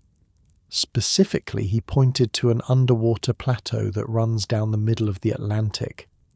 The same feature Boacci had noticed a century earlier. Donnelly argued this ridge was the remnant of a sunken continent. The peaks of its mountains now poked above water as the Azores. If you drained the Atlantic Ocean, Donnelly suggested, you'd find the ruins of Atlantis sitting there. The temples, the canals, maybe even the bones of the Atlanteans themselves. It's worth pausing here to appreciate how wrong this is. The Mid-Atlantic Ridge isn't a sunken continent. It's a spreading centre. A crack in the Earth's crust where new rock wells up from below, pushing the Americas slowly away from Europe and Africa. The ridge has never been above water, at least not since the first fish crawled onto land. But Donnelly didn't know about plate tectonics. Nobody did. That theory wouldn't be accepted until the 1960s. To him, the ridge looked like exactly what he needed, a drowned landmass in the right location. So he built his theory on a foundation that would eventually crumble. But the building he erected was impressive enough that people kept living in it long after the foundation was gone. Donnelly also had a genius for the telling detail. He noted that bananas were cultivated on both sides of the Atlantic, and bananas can't survive an ocean crossing. Someone must have carried them. That someone must have had boats. Those boats must have come from somewhere in the middle. He pointed out that the Basque language spoken in Spain has no known relatives. It doesn't fit into the Indo-European family or any other language group we know of. Donnelly suggested the Basques were descendants of Atlanteans whose original language had survived. He collected legends from Ireland about an island in the west called High Brazil. Legends from Africa about lands beyond the sunset. Legends from everywhere, really, that might possibly maybe refer to Atlantis. Individually, each piece of evidence was weak. Plenty of plants got spread around by birds or ocean currents. Languages can be isolates for lots of reasons. Legends about magical islands are exactly the kind of thing people make up when they're staring at the horizon. But together, piled up over 500 pages, it started to feel overwhelming, like there must be something there. That's the magic trick of pseudoscience. Quantity becomes a substitute for quality. 100 bad arguments feel more convincing than one good argument, just because there are more of them. Donnelly's book created a template that Atlantis enthusiasts would follow for the next century and beyond. Start with Plato. Add every ancient mystery you can find. Draw connections that professional scholars would reject. Present it all with absolute certainty. The book also did something else important. It made Atlantis feel possible, not in a fairy tale way, in a scientific way. Donnelly wrote in the voice of a researcher presenting findings. He wasn't telling a story, he was making a case, and his case implied that Atlantis could be proven. Divers could explore the Azores. Archaeologists could look for Atlantean artifacts in Egypt and Mexico. Linguists could trace Atlantean words through modern languages. The mystery was solvable. That was incredibly attractive. The idea that you could actually find Atlantis, that the next expedition, the next discovery, the next breakthrough might crack it all open. It turned passive readers into active believers. People who would fund expeditions, write their own books, dedicate their lives to proving Donnelly right. The professional scientific community was less impressed. Most geologists laughed at the idea of a continent sinking in a day. The Earth's crust doesn't work like that. Continents are made of relatively light rock that floats on denser material below. They can't just drop. The forces required would be catastrophic beyond imagination. There would be evidence everywhere. Most archaeologists pointed out that Donnelly's evidence was mostly wishful thinking. Yes, pyramids exist on both sides of the Atlantic, but they're built differently, in different time periods, for different purposes. Egyptian pyramids were tombs. Mesoamerican pyramids were temple platforms. The similarities were superficial. Most linguists noted that his language comparisons were gibberish. You can make any two words seem related if you're flexible enough with how letters change. That's not how real historical linguistics works. Real connections require systematic patterns of sound changes documented across many words, not cherry-picked examples that happen to look alike. And historians pointed out that Donnelly misread or misquoted his sources constantly. He'd cite an ancient author saying something that supported his theory, and when you check the original, it would say something completely different, sometimes the opposite. But academic criticism moves slowly. Books and journal articles take time to publish. By the time scholars could organise a proper response, Donnelly's ideas had already spread far beyond the reach of professional fact-checkers. That pattern would repeat through the 20th century. Popular pseudoscience always moves faster than careful debunking. The exciting claim gets the headlines. The boring correction gets buried on page 12. But they couldn't stop the popular tide. Donnelly's book sold and sold. It remained in print for decades, inspired dozens of imitators, influenced writers and thinkers across multiple fields, became for a generation the definitive popular account of Atlantis. It shaped how people thought about the lost civilization in ways that persist to this day. Before Donnelly, Atlantis was mostly a philosophical puzzle, a story from Plato that scholars debated. After Donnelly, Atlantis was a real place, a civilization with technologies and colonies and trade routes, something you could, theoretically, dig up and study. He also established Atlantis as an explanation for anything mysterious. Strange archaeology must be Atlantean, unexplained similarities between cultures, Atlantean influence, any ancient achievement that seemed too sophisticated for primitive people. Definitely Atlantis. This became a problem, because once you have a catch-all explanation, you stop looking for real answers. Professional archaeologists would spend the next century fighting Donnelly's ghost. Every time they uncovered something interesting, someone would pop up claiming it proved Atlantis. Every time they tried to explain how ancient people actually developed their civilizations, some Donnelly follower would insist that it all came from a sunken island. The debate still happens today, on YouTube, on History Channel specials, in books that borrow Donnelly's structure and confidence while updating his claims for a new century. He created a mythology, and mythologies don't die easily. Donnelly himself basked in the attention for a while. He wrote more books. One argued that a comet had caused the destruction, covering the earth in fire before the flood. Another claimed that Francis Bacon secretly wrote Shakespeare's plays, with coded messages hidden in the texts. Yeah, he went down some rabbit holes.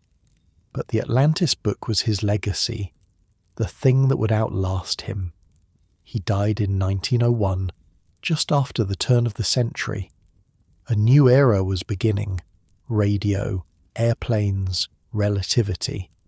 The world was changing faster than anyone could track, and Atlantis was changing too.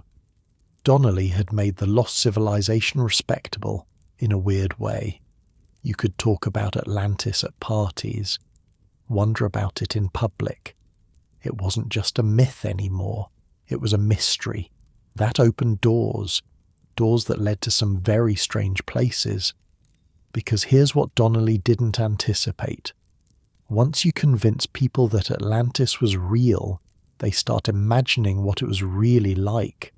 Not just the architecture, not just the trade routes, but the deeper stuff, the spirituality, the wisdom, the secrets.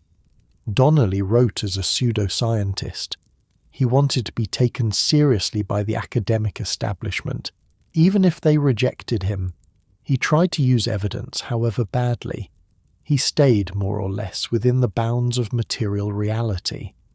The people who came after him had different interests.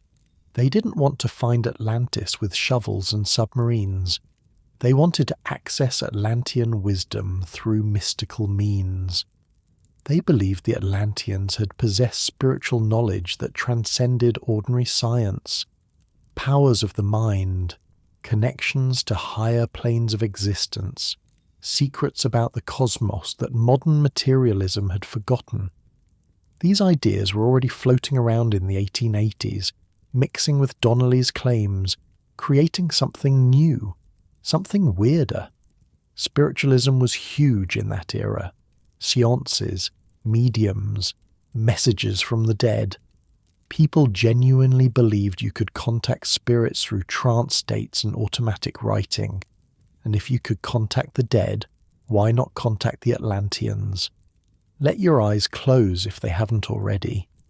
The story's taking a turn here, away from politicians and scholars, toward dreamers and mystics, people who believed in things that couldn't be proven and didn't care. They were about to take Atlantis places Donnelly never imagined, places that would make his cautious pseudo-scientific approach look positively rational by comparison. But that's for later. Right now, just rest.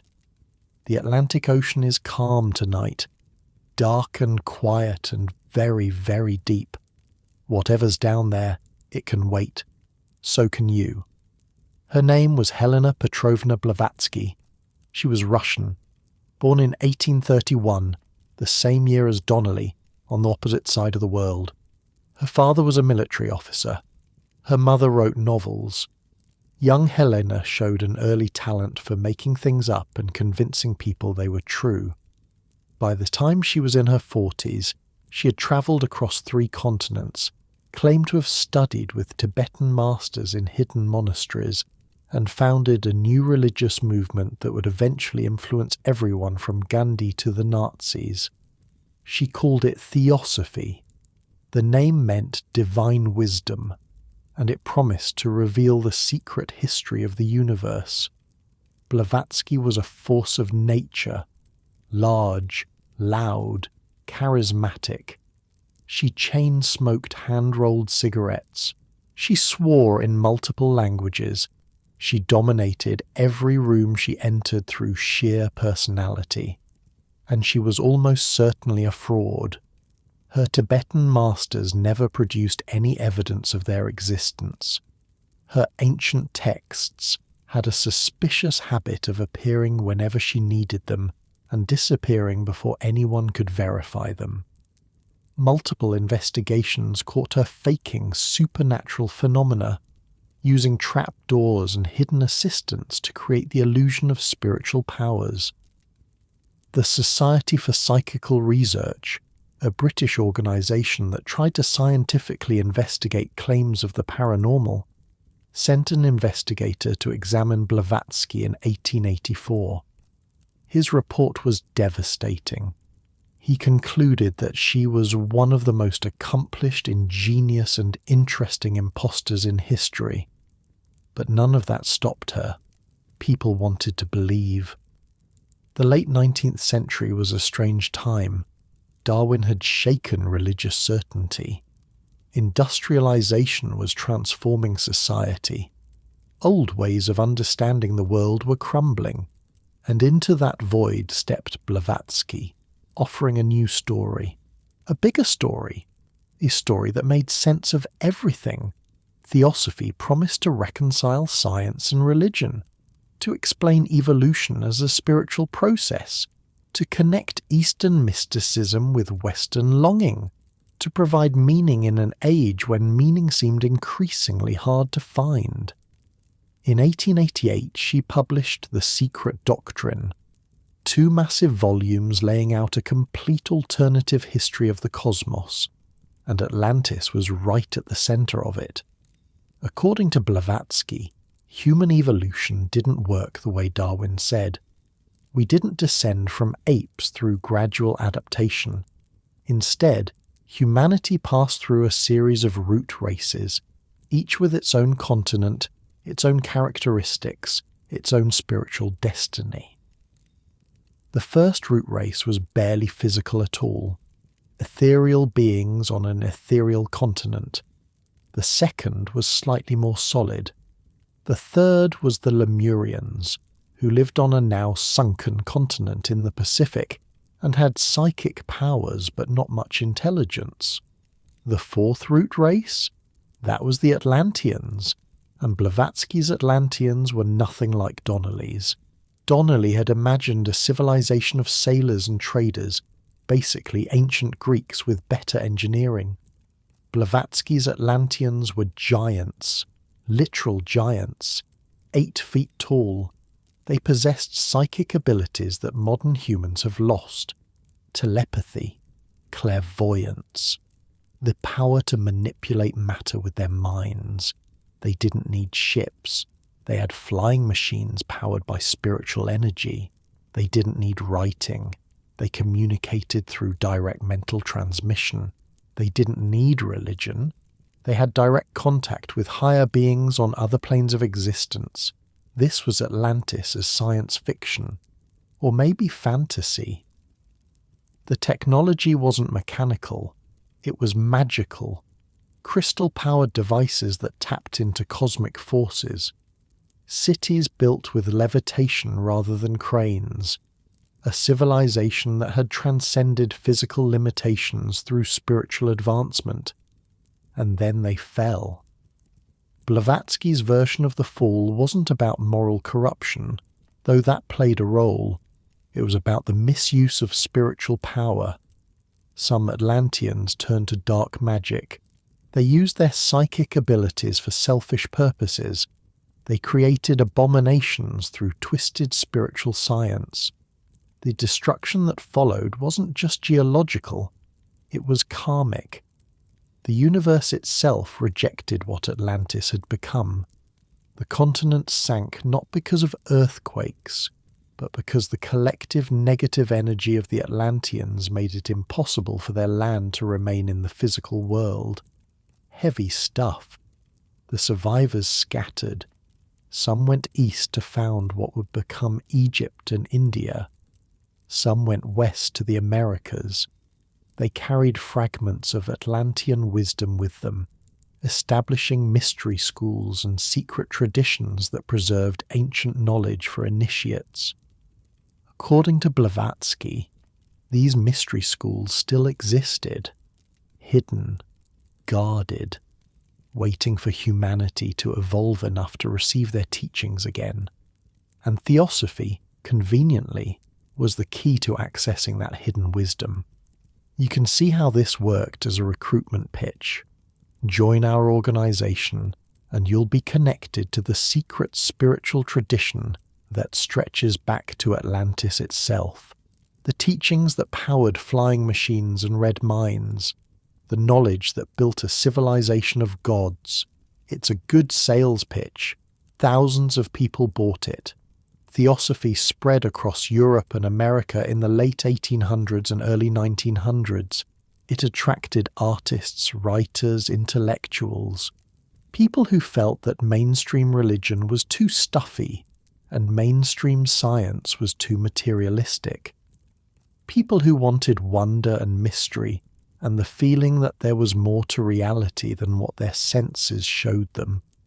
The movement splintered, as movements do. After Blavatsky died in 1891, her followers fought over who would lead the organization and what direction it would take. One of the splinter groups was led by a German named Rudolf Steiner. Steiner had been a theosophist but decided Blavatsky's approach was too Eastern, too focused on Asian mysticism at the expense of Western spiritual traditions. He broke away and founded his own movement, called it anthroposophy. His version of Atlantis was even more elaborate than Blavatsky's. Steiner claimed to have developed clairvoyant abilities that let him directly perceive spiritual realities, including the history of previous civilizations. He didn't need ancient texts or archaeological evidence. He could simply look into what he called the Akashic records, a kind of cosmic library where every event that ever happened was stored. And what he saw was remarkable.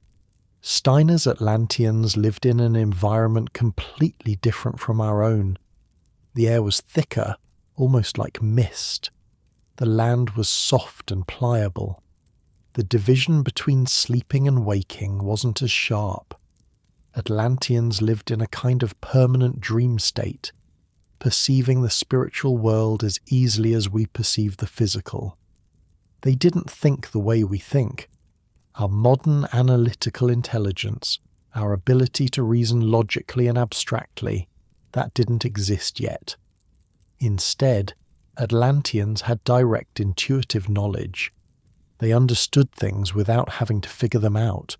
They could communicate with plants and animals. They could sense the life forces flowing through all things. Their technology reflected this different consciousness. They built machines that work through living forces rather than mechanical principles, vehicles powered by the growth energy of seeds, tools that responded to mental commands, everything organic, growing, alive. Steiner spent hundreds of lectures describing Atlantean society in extraordinary detail, the different subraces, the spiritual teachers who guided them, the temples where they practiced their sacred science. The slow decline as material thinking began to replace intuitive wisdom. He presented all of this as simple fact, not speculation, not mythology, direct observation from the Akashic records. Nobody could check his work, of course.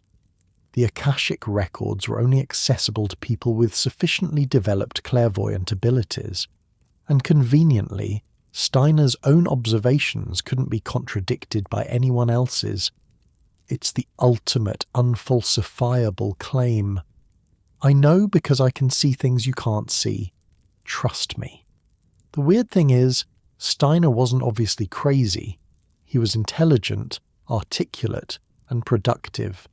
He wrote dozens of books, delivered thousands of lectures, created practical systems for education, farming, and medicine that people still use. How do you reconcile that with the guy who claimed to personally witness Atlantean civilization through psychic vision?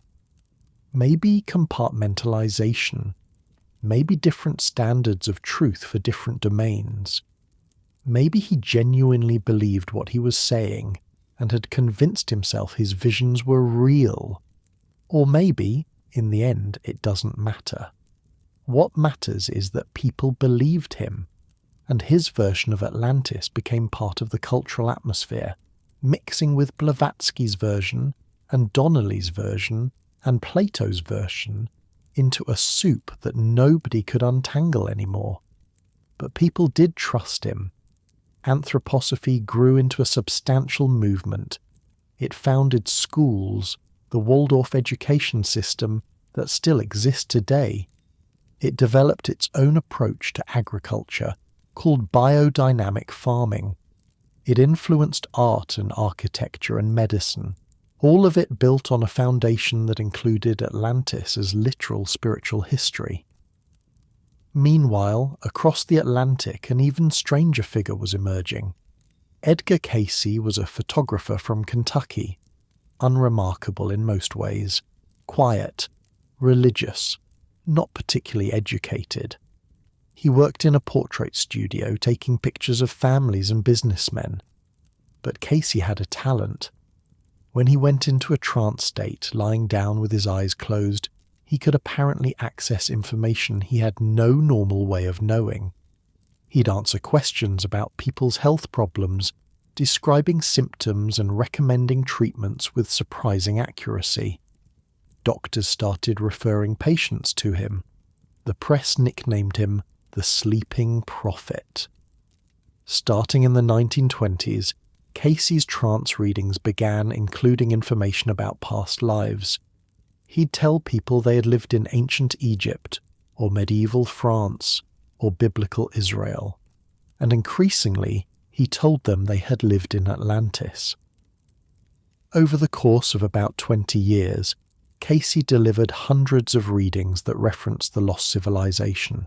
Piece by piece, his trance statements assembled a detailed picture of what Atlantis had been like. According to Cayce, Atlantis existed from about 200,000 BC until its final destruction around 10,000 BC.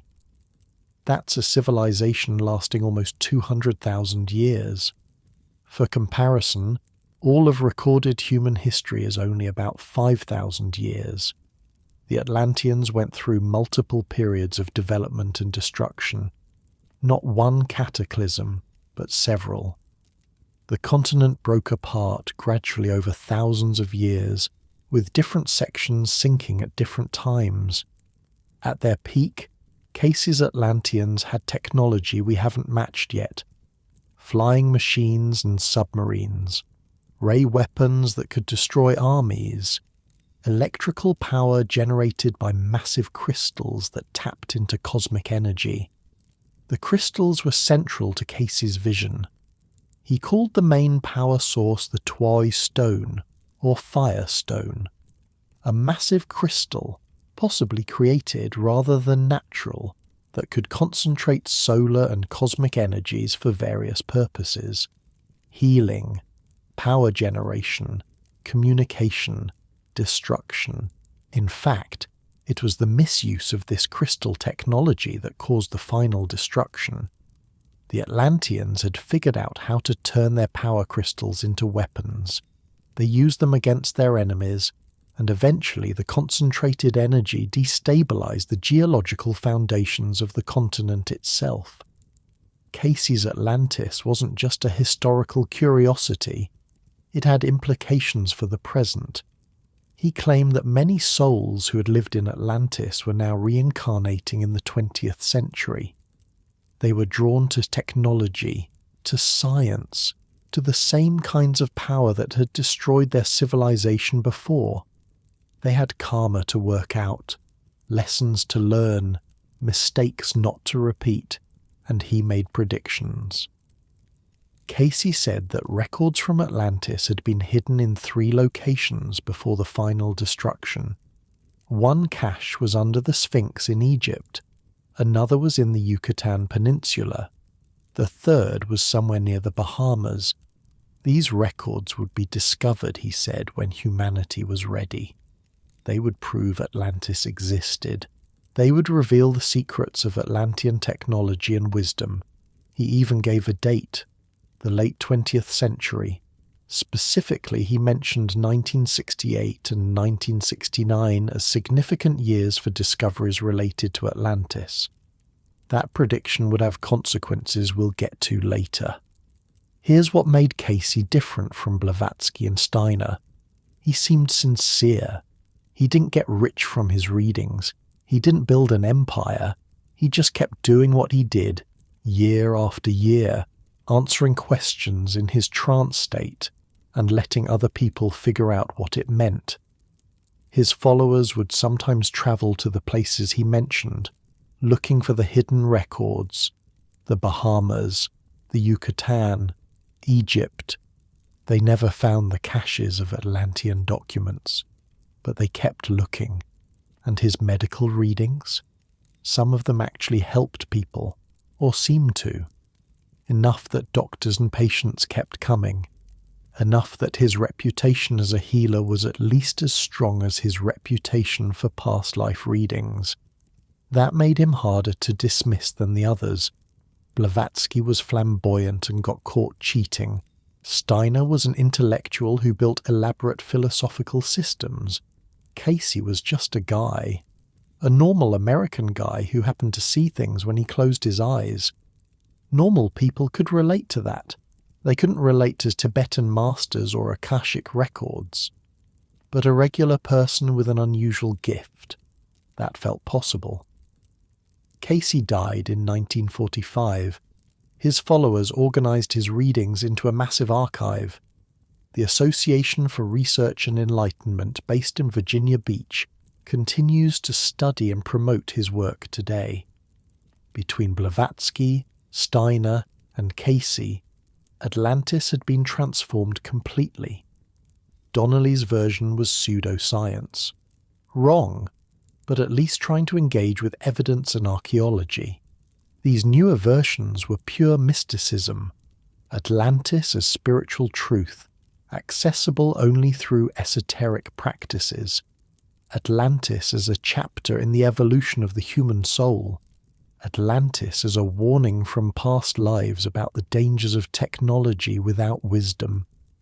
This is the Atlantis that seeped into popular culture through the 20th century. The crystals, the psychic powers, the advanced technology indistinguishable from magic, the spiritual decline that brought destruction. When you see Atlantis in movies or video games or comic books, this is usually the version you're getting. Not Plato's philosophical allegory, not Donnelly's pseudo-archaeological speculation, but the mystical Atlantis of theosophy and its descendants. It's a long way from that garden in Athens where an old philosopher made up a story to illustrate his ideas about politics. Your eyelids are probably heavy by now. That's good. Let them rest. The mystics saw Atlantis in their visions, in trance states, in the spaces between sleeping and waking where the mind loosens its grip on ordinary reality. You're in that kind of space now. The darkness behind your eyes, the soft weight of your body settling into the bed, the story drifting somewhere between memory and dream. Atlantis is down there, in the deep water, in the collective imagination, in the strange place where history and mythology blur together. We're almost at the end of this journey. Almost. A few more steps. Modern science would finally weigh in, with submarines and sonar and satellite imaging, with geology and archaeology and hard evidence. They went looking for Atlantis with the tools of the 20th century, and they found something, but not what anyone expected. Rest now. The scientific expedition can wait until you're ready. The ocean isn't going anywhere. Neither is the mystery. Remember that prediction Edgar Cayce made? The one about 1968 and 1969 being significant years for Atlantis discoveries? Well, something did happen in 1968. A pilot named Robert Brush was flying over the shallow waters near Bimini in the Bahamas when he spotted something strange on the seafloor. A pattern. Rectangular shapes arranged in what looked like a road or a wall. Straight lines that nature doesn't usually make. He told some friends. Word spread. And pretty soon, divers were in the water, examining what would become known as the Bimini Road. What they found was a series of large rectangular stones, roughly arranged in a line running about half a mile along the ocean floor. The stones were limestone, some of them enormous. They looked to excited eyes like paving stones, like the remains of a road or a foundation. The timing was almost too perfect. Cayce had said records of Atlantis would be found near the Bahamas around 1968, and here was something, right where he said, right when he said. His followers went nuts. This was it. Proof. Vindication. The sleeping prophet had seen the truth, and now the truth was revealing itself to the world. Divers and researchers descended on Bimini. They measured the stones, photographed them, took samples, argued about what they were seeing. Some claimed to find tool marks on the stones. Others said they detected a second layer beneath the visible one, suggesting deliberate construction. A few reported finding carved heads and artifacts in the surrounding sand, though these objects had a habit of disappearing before they could be properly documented. The Association for Research and Enlightenment, Cayce's organization, funded multiple expeditions. They were determined to prove their prophet right. They brought in psychics to dowse for additional structures. They hired boats and divers and underwater cameras. The media loved it. Atlantis found? Headlines appeared in newspapers and magazines. Television crews filmed divers swimming along the underwater formation. For a moment it seemed like the mystery might finally be solved. Except geologists who examined the Bimini Road came to a different conclusion. The stones weren't cut or shaped by human hands. They were beach rock, a type of limestone that forms naturally in tropical shallows, and beach rock has a habit of fracturing along straight lines, creating rectangular shapes that can look artificial. The road wasn't a road. It was a natural geological formation, the same kind of formation you can find in dozens of other places around the Caribbean. Nothing special about it except the timing of its discovery and the hopes people projected onto it, but try telling that to the believers. The Bimini Road became a fixture of Atlantis literature. Books were written about it, documentaries filmed, expeditions launched to find more evidence in the surrounding waters. The fact that mainstream geologists dismissed it as natural didn't matter. For true believers, that dismissal was just more proof of closed-minded establishment thinking. This pattern would repeat throughout the 20th century. Someone would find something that looked unusual. Atlantis enthusiasts would declare it proof. Scientists would explain what it actually was. The enthusiasts would ignore the explanation and keep believing. It's exhausting, honestly, for everyone involved. But the scientific investigation of Atlantis-related questions was happening, even if it wasn't finding what the believers wanted. The most serious scientific engagement with the Atlantis question came from an unexpected direction. Not the Atlantic Ocean, not the Bahamas, but the Aegean Sea, in the waters around a crescent-shaped island called Santorini. Santorini is what's left of a volcano. If you visit today, you'll see a ring of islands surrounding a deep lagoon. The lagoon is actually a caldera, the collapsed crater of a volcano that blew itself apart roughly 3,600 years ago. One of the largest volcanic eruptions in human history. The eruption happened around 1600 BC, give or take a few decades. Dating ancient volcanic events is tricky, and scientists have argued about the exact timing for years. But somewhere in the ballpark of 1600 BC, this volcano exploded with a force that dwarfed anything in recorded history. For comparison, the eruption of Krakatoa in 1883 killed over 36,000 people and could be heard thousands of miles away. The Santorini eruption was probably 4 times larger, maybe more. The explosion would have been visible from Egypt. The tsunamis would have devastated coastlines across the eastern Mediterranean. The ash cloud would have affected weather patterns for years. Agriculture would have failed. Civilizations would have struggled. And there was a civilization nearby. A sophisticated, wealthy, powerful civilization that seems to have collapsed right around the time of the eruption. The Minoans. We talked about them earlier, when we discussed how Spanish conquistadors compared the Aztecs to Plato's description. But now we need to look at them more closely. Because a Greek archaeologist named Spyridon Marinatos spent his career arguing that the Minoans were the real Atlantis. Marinatos wasn't a crackpot.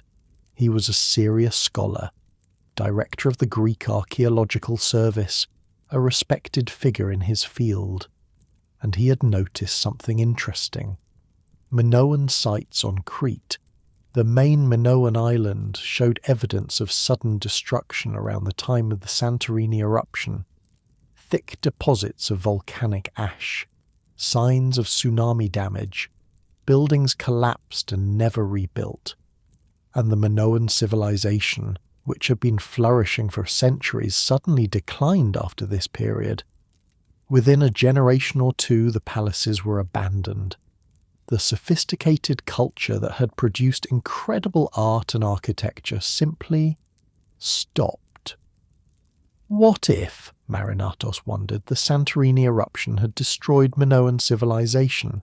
And what if memories of that destruction had been preserved in Egyptian records, eventually reaching Plato and becoming the basis for his Atlantis story? It was a testable hypothesis. Unlike the mystical claims of Blavatsky or Casey, this could actually be investigated with archaeological tools. In 1967, Marinatos began excavating on Santorini itself. At a site called Akrotiri, on the southern part of the island, he started digging through layers of volcanic ash. What he found was remarkable. A city. A complete Bronze Age city, preserved under 60 feet of volcanic pumice. Buildings still standing to their second and third stories. Streets, squares, workshops, homes with pottery still sitting on shelves. It was like Pompeii, but older, much older, and in some ways better preserved. The ash had fallen so quickly and so deeply that it created a perfect seal. Air couldn't get in, decay couldn't happen. Even organic materials, things that normally rot away in centuries, had survived for 3,500 years.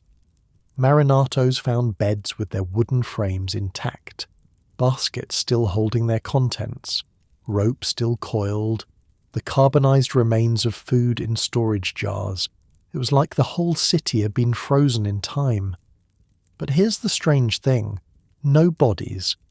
Pompeii is famous for its plaster cast of victims, people caught in the moment of death by the falling ash. Akrotiri had none of that. Not a single skeleton in all the excavated areas, not even animal bones. The people got out, all of them. They saw the warning signs, the earthquakes that must have preceded the main eruption, and they fled. They took their valuables, their families, their livestock, and they left. We don't know where they went. We don't know if they survived the tsunamis that followed the eruption. But they weren't in the city when the end came. That makes Akrotiri a snapshot of daily life rather than death. A city as it was lived in, not as it was abandoned in panic. The buildings had indoor plumbing, toilets that flushed with water, drainage systems, hot and cold running water, apparently heated by the volcanic activity beneath the island. The walls were covered in frescoes, paintings of ships and dolphins and women gathering saffron, boxing boys, fishermen holding their catch, monkeys climbing rocks. The artwork was stunning, comparable to anything produced in the ancient world. This was a wealthy, sophisticated society, a society that traded with Egypt and the Levant and the Greek mainland, a society that had achieved a level of comfort and artistry that wouldn't be matched in Europe for another 1,000 years, and it had been buried in a single catastrophic event.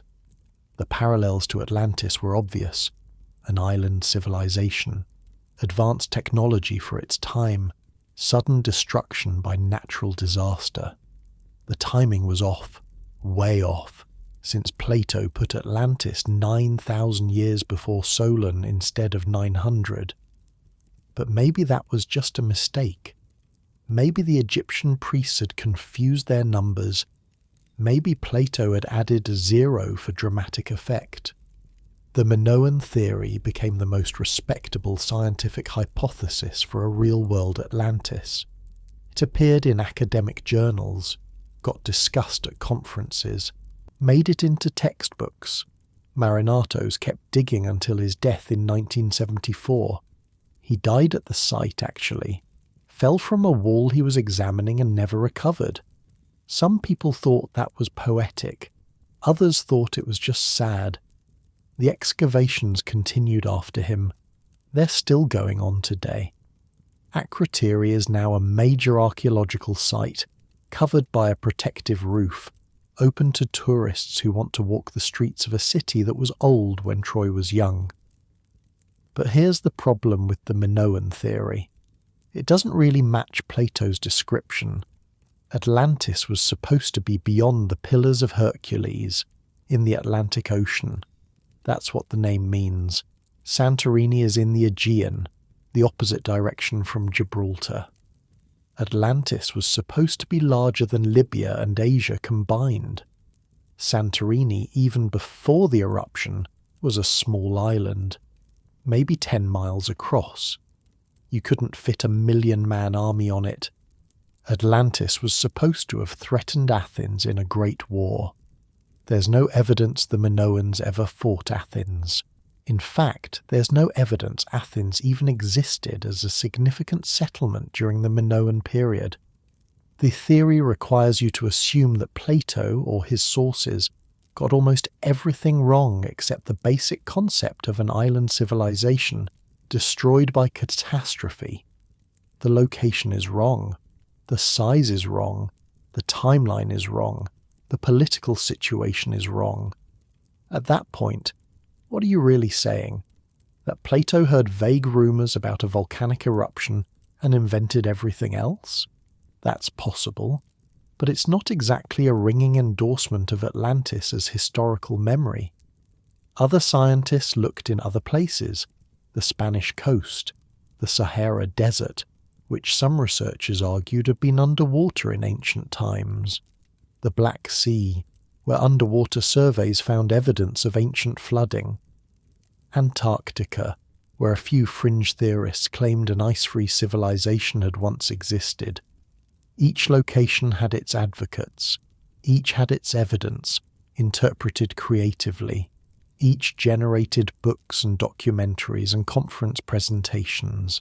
Robert Ballard, the oceanographer who found the Titanic, turned his attention to ancient shipwrecks and submerged settlements. He explored the Black Sea floor and found well-preserved wooden structures from the Bronze Age, remains of communities that had been flooded when sea levels rose at the end of the Ice Age. That was genuinely exciting. Real archaeology of real submerged sites, proof that ancient communities had indeed been lost to rising waters, but it wasn't Atlantis. The settlements were small, fishing villages, nothing like the imperial capital Plato described. Underwater archaeologists explored the Atlantic floor with sonar and submersibles. They mapped the mid-Atlantic ridge in detail. They found underwater mountains and volcanic vents and bizarre ecosystems around thermal springs. They didn't find cities. They didn't find temples.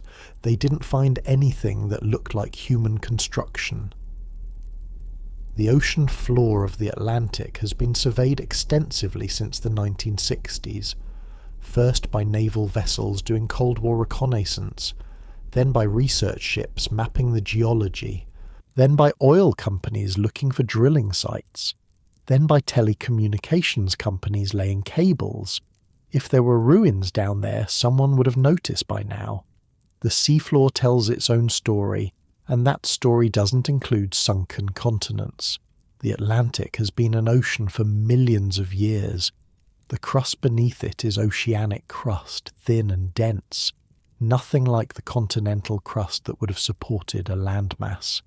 There's no mechanism by which a continent could have existed there and then sunk. Geologists are very confident about this. The evidence is overwhelming. Plate tectonics explains the shape of the Atlantic, the ages of the rocks, the magnetic patterns in the seafloor.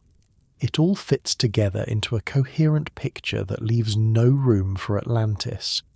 This isn't closed-minded thinking, it's the way science works. When you have a well-supported theory that explains the evidence, you don't throw it out because someone wants to believe in a legend. You'd need extraordinary evidence to overturn plate tectonics, and no one has provided it. Some Atlantis enthusiasts argue that scientists are hiding something, that there's a conspiracy to suppress the truth, that the establishment is protecting its turf. But think about what that would require. Thousands of geologists and oceanographers and archaeologists from dozens of countries, all agreeing to keep a secret. All of them resisting the temptation to become famous by revealing the truth. All of them coordinating their cover-up across languages and political systems and competing institutions. That's not how science works. Scientists love proving each other wrong. It's how you make your reputation. If someone had real evidence for Atlantis, other scientists would be fighting to confirm it and share the credit. The simpler explanation is that there's nothing to find. But absence of evidence isn't always evidence of absence, right? Maybe we haven't looked in the right place yet. Maybe Atlantis is under the ice in Antarctica. Maybe it's buried under sediment in some unexplored corner of the ocean. Maybe the ruins are there, but we don't recognize them for what they are. These are the arguments that keep the search alive. The possibility, however slim, that the next expedition might find something, that the next sonar sweep might reveal structures hidden in the deep. Hope is a powerful thing. It can survive a lot of disappointment. Your body is probably very relaxed now. The weight of the blankets, the darkness behind your eyes, the gentle rhythm of your breathing. We've followed this story a long way, from Plato's garden to Blavatsky's seances to Marinatos digging through volcanic ash. From philosophy to pseudoscience to real science and back again. The search continues, you know. People are still looking, still hoping, still finding patterns in the noise and declaring them proof. Maybe they'll find something someday. Stranger things have happened.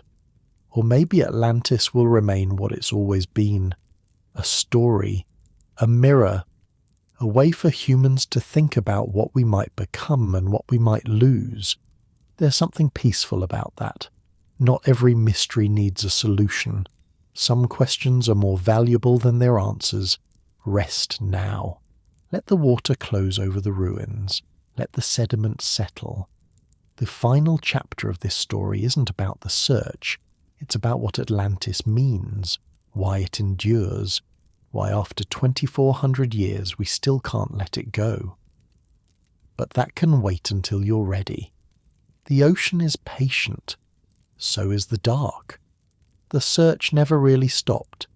Every few years someone announces a new discovery. A sonar image that looks like buildings. Satellite photos showing geometric patterns in the ocean. Ancient maps that supposedly prove advanced navigation existed before recorded history.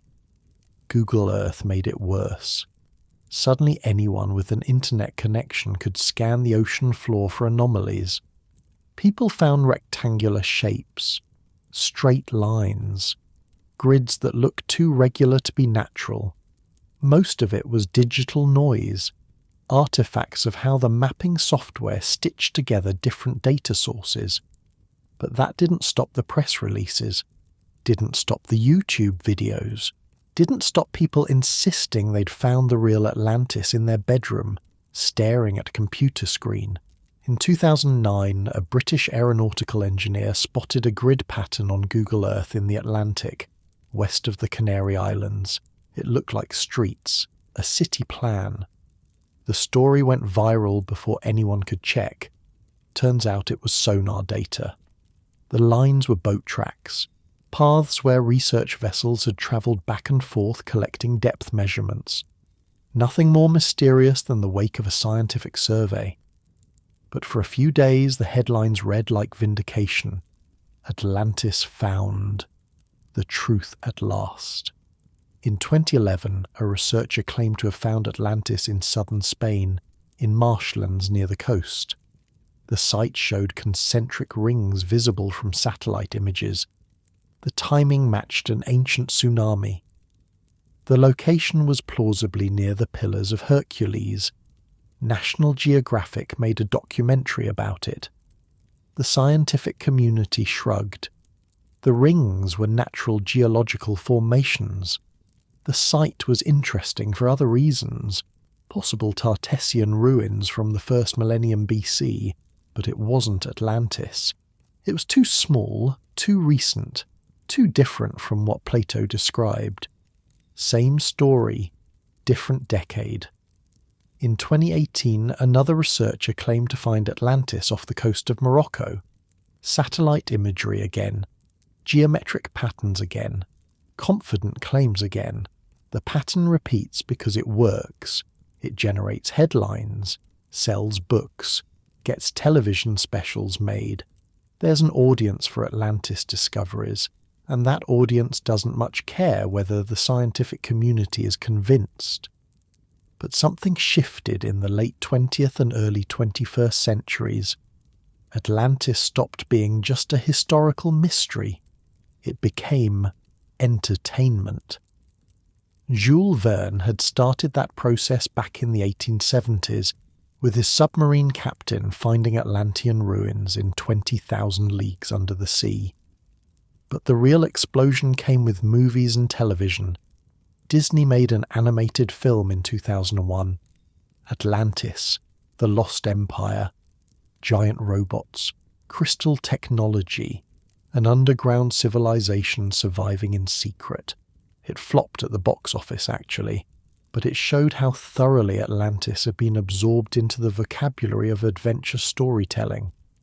The same year, the TV series Stargate spun off into Stargate Atlantis, imagining the lost city as an alien spacecraft. Aquaman in DC Comics ruled Atlantis as an underwater kingdom. Marvel had Name of the Submariner doing the same thing. Video games set players exploring Atlantean ruins in everything from Tomb Raider to Assassin's Creed. The mystic version, the one with crystals and psychic powers, became the default. Not Plato's philosophical allegory, not Donnelly's pseudoscientific speculation. The Blavatsky-Casey version, where Atlantis was essentially magical, where its technology was indistinguishable from sorcery. That version is more fun, honestly. It makes for better movies, but it also shows how far we've drifted from the source. Plato would barely recognize what his story has become. The original was a political parable, a warning about corruption and hubris. It was about Athens, really, about what Athens had become after the Peloponnesian War. The foreign empire was a mirror, not a mystery. But try putting that in a summer blockbuster. Modern audiences want action, visual spectacle, clear villains and heroes.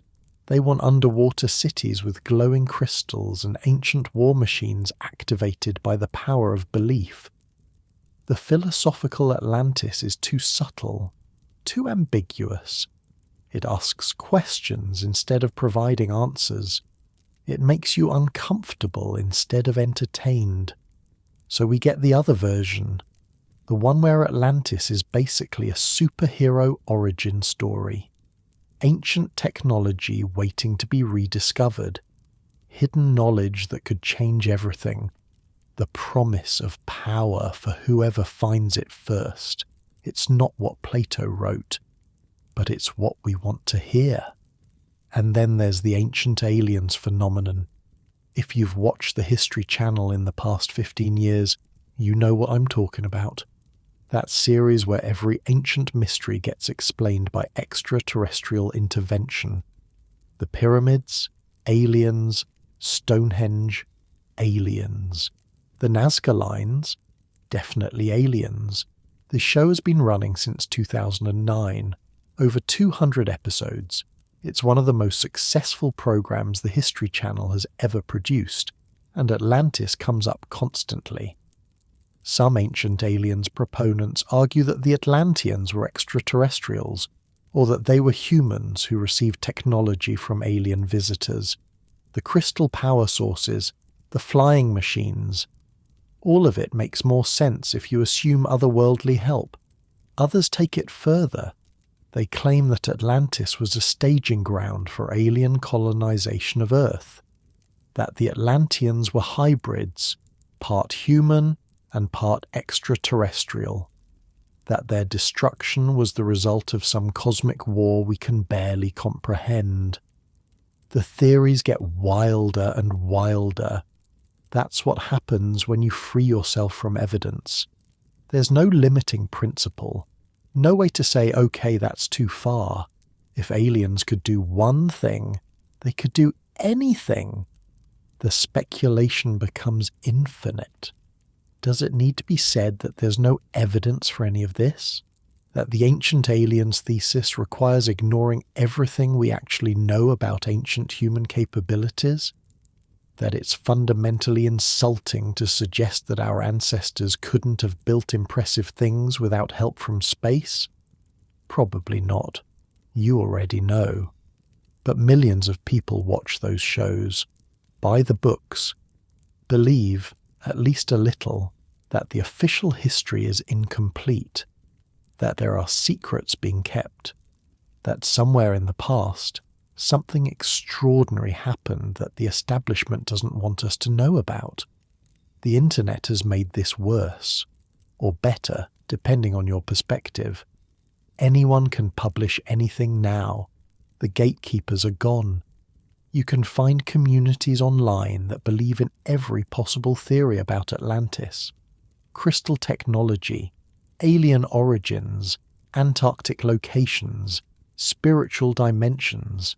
They share evidence, reinforce each other's beliefs, create entire alternative histories that have nothing to do with mainstream scholarship, but feel just as real to the people inside them. It's a parallel universe of knowledge, separate from academia, separate from science, following its own rules. Atlantis has become a symbol of that feeling, the sense that there's more to history than the textbooks tell us, that ancient people knew things we've forgotten, that advanced civilizations have risen and fallen before, and ours might not be as special as we think. It's a seductive worldview, and it's not entirely wrong, even if the specifics are nonsense. Ancient people were clever. They built amazing things with limited technology. They observed the stars with naked eyes and developed sophisticated astronomical systems. They crossed oceans in boats we'd consider death traps. They created art and literature that still moves us thousands of years later.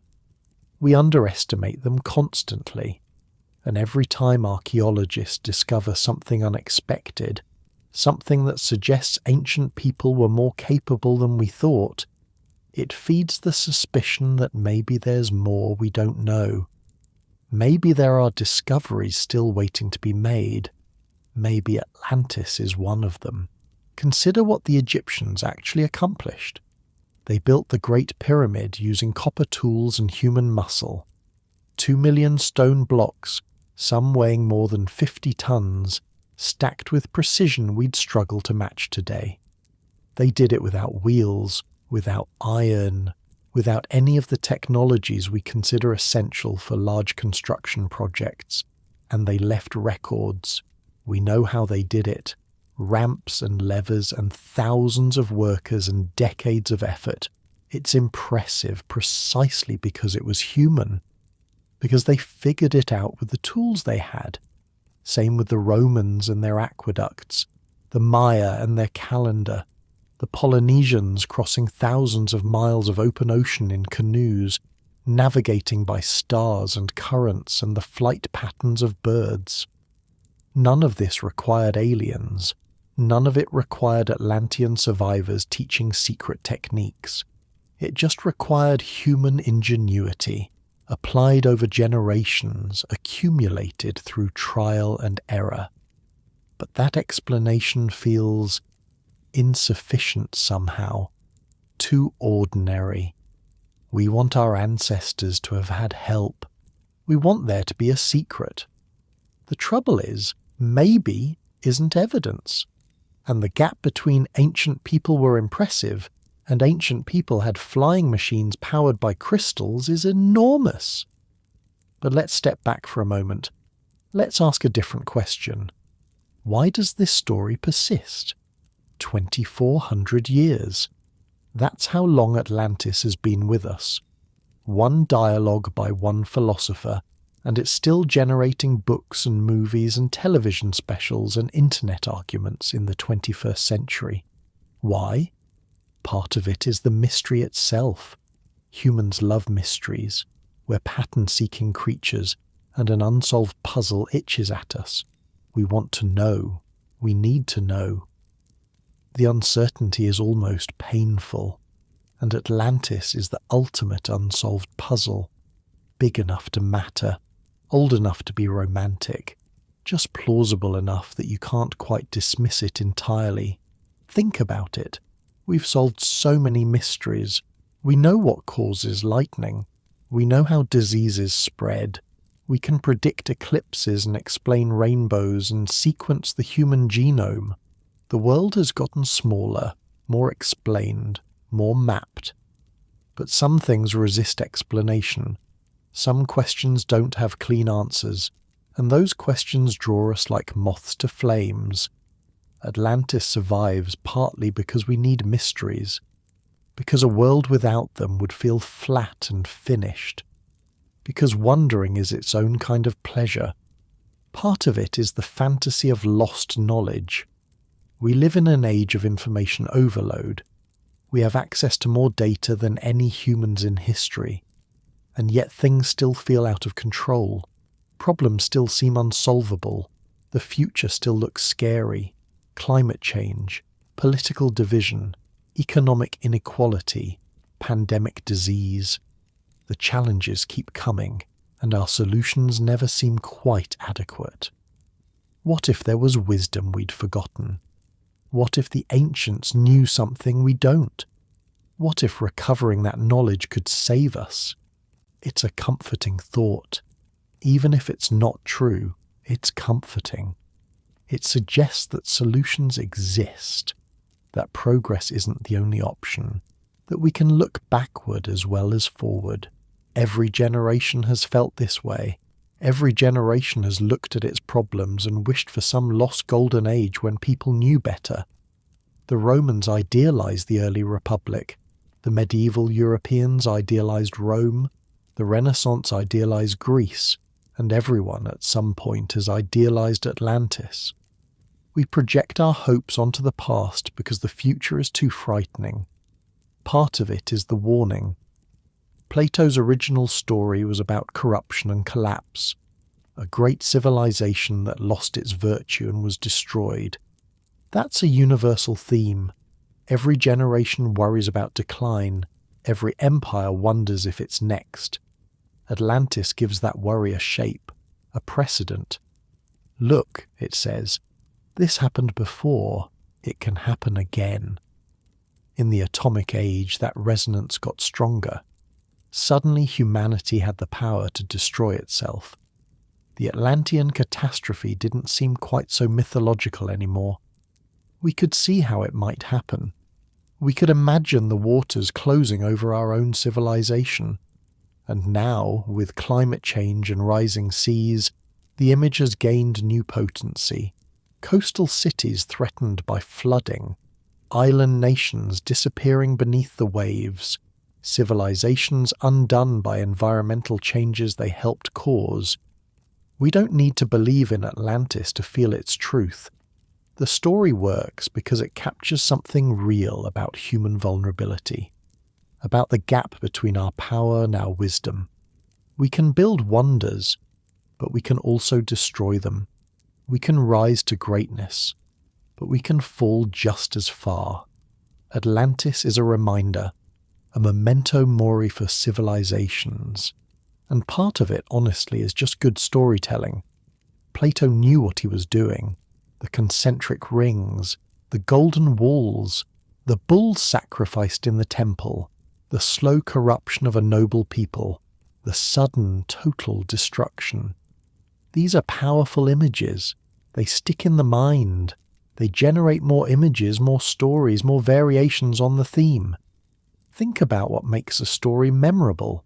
Vivid details, emotional stakes, a clear structure with beginning, middle, and end. Characters you can imagine, even if they're sketched briefly. A world that feels real, even if it's fantastic. Plato's Atlantis has all of that. The description of the city is detailed enough to visualize. The decline from virtue to corruption is psychologically believable. The ending is catastrophic and final. It's a complete narrative, even though it's technically unfinished. We know how it ends. The water rises, the city falls, everything is lost. A bad story would have been forgotten. A forgettable story would have vanished with the Library of Alexandria. But Atlantis survives because it works. As literature, as myth, as a hook for the imagination. We remember things that move us, and Atlantis moves us. Has been moving us for 24 centuries. Will probably keep moving us for centuries to come. Maybe that's enough. Maybe Atlantis doesn't have to be real to be meaningful. Maybe the search matters more than the finding. Maybe the questions are more valuable than any answer could be. There's something beautiful about that, actually. A story that keeps giving without ever quite arriving. A mystery that rewards engagement without demanding solution. Some of the most important things in life are like that. Love, meaning, purpose. You don't solve them. You live them. You keep asking the questions even when answers don't come. Atlantis might be the same. A question worth asking forever. A dream worth having again and again. Your eyes are probably closed by now, or closing, the heaviness of sleep pulling you down like water. That's okay. That's good. We're almost done. One more section. One more piece of the puzzle. Not an answer, exactly, but a way of thinking about answers. A way of holding the mystery without needing to solve it. Atlantis is down there somewhere, in the deep water, in the collective dream we've been having for 2,000 years. It doesn't have to be real to be true. Some stories are bigger than facts. Rest now. Let the images drift. The golden temples, the crystal towers, the water rising over everything. It's been a long journey, from Athens to Virginia Beach, from philosophy to pseudoscience to Hollywood. One more step, when you're ready. The ending is gentle, I promise. So here we are, at the end of a story that doesn't really have an ending. We started in a garden in Athens, an old man writing about a world that might never have existed, and we've travelled through 2,400 years of human hoping and searching and dreaming, scholars and crackpots, scientists and mystics, congressmen and psychics, all of them reaching for the same thing, all of them convinced they were close to an answer, and now you're here, in your bed, in the dark, listening to a story about a story about a story. It's stories all the way down, isn't it? That's the thing about Atlantis. You can never quite get to the bottom of it. Every answer opens more questions. Every discovery reveals more mystery. The island keeps sinking deeper and deeper into layers of interpretation and imagination. Let's go back to Plato one more time. Not to repeat what we said before, but to see him differently. Now that we know what happened after. He was 70 years old, give or take, writing in the twilight of his life. His greatest student had already left to found his own school. His political dreams had failed spectacularly. The perfect society he'd imagined in the Republic existed only on papyrus, and he chose to write about a lost civilization. Why? Maybe it was just a teaching tool, a vivid example to illustrate abstract ideas. Philosophers do that. They make up scenarios to clarify their arguments. Nothing unusual about it. But maybe it was something more. Maybe Plato looked at his own life and saw Atlantis everywhere.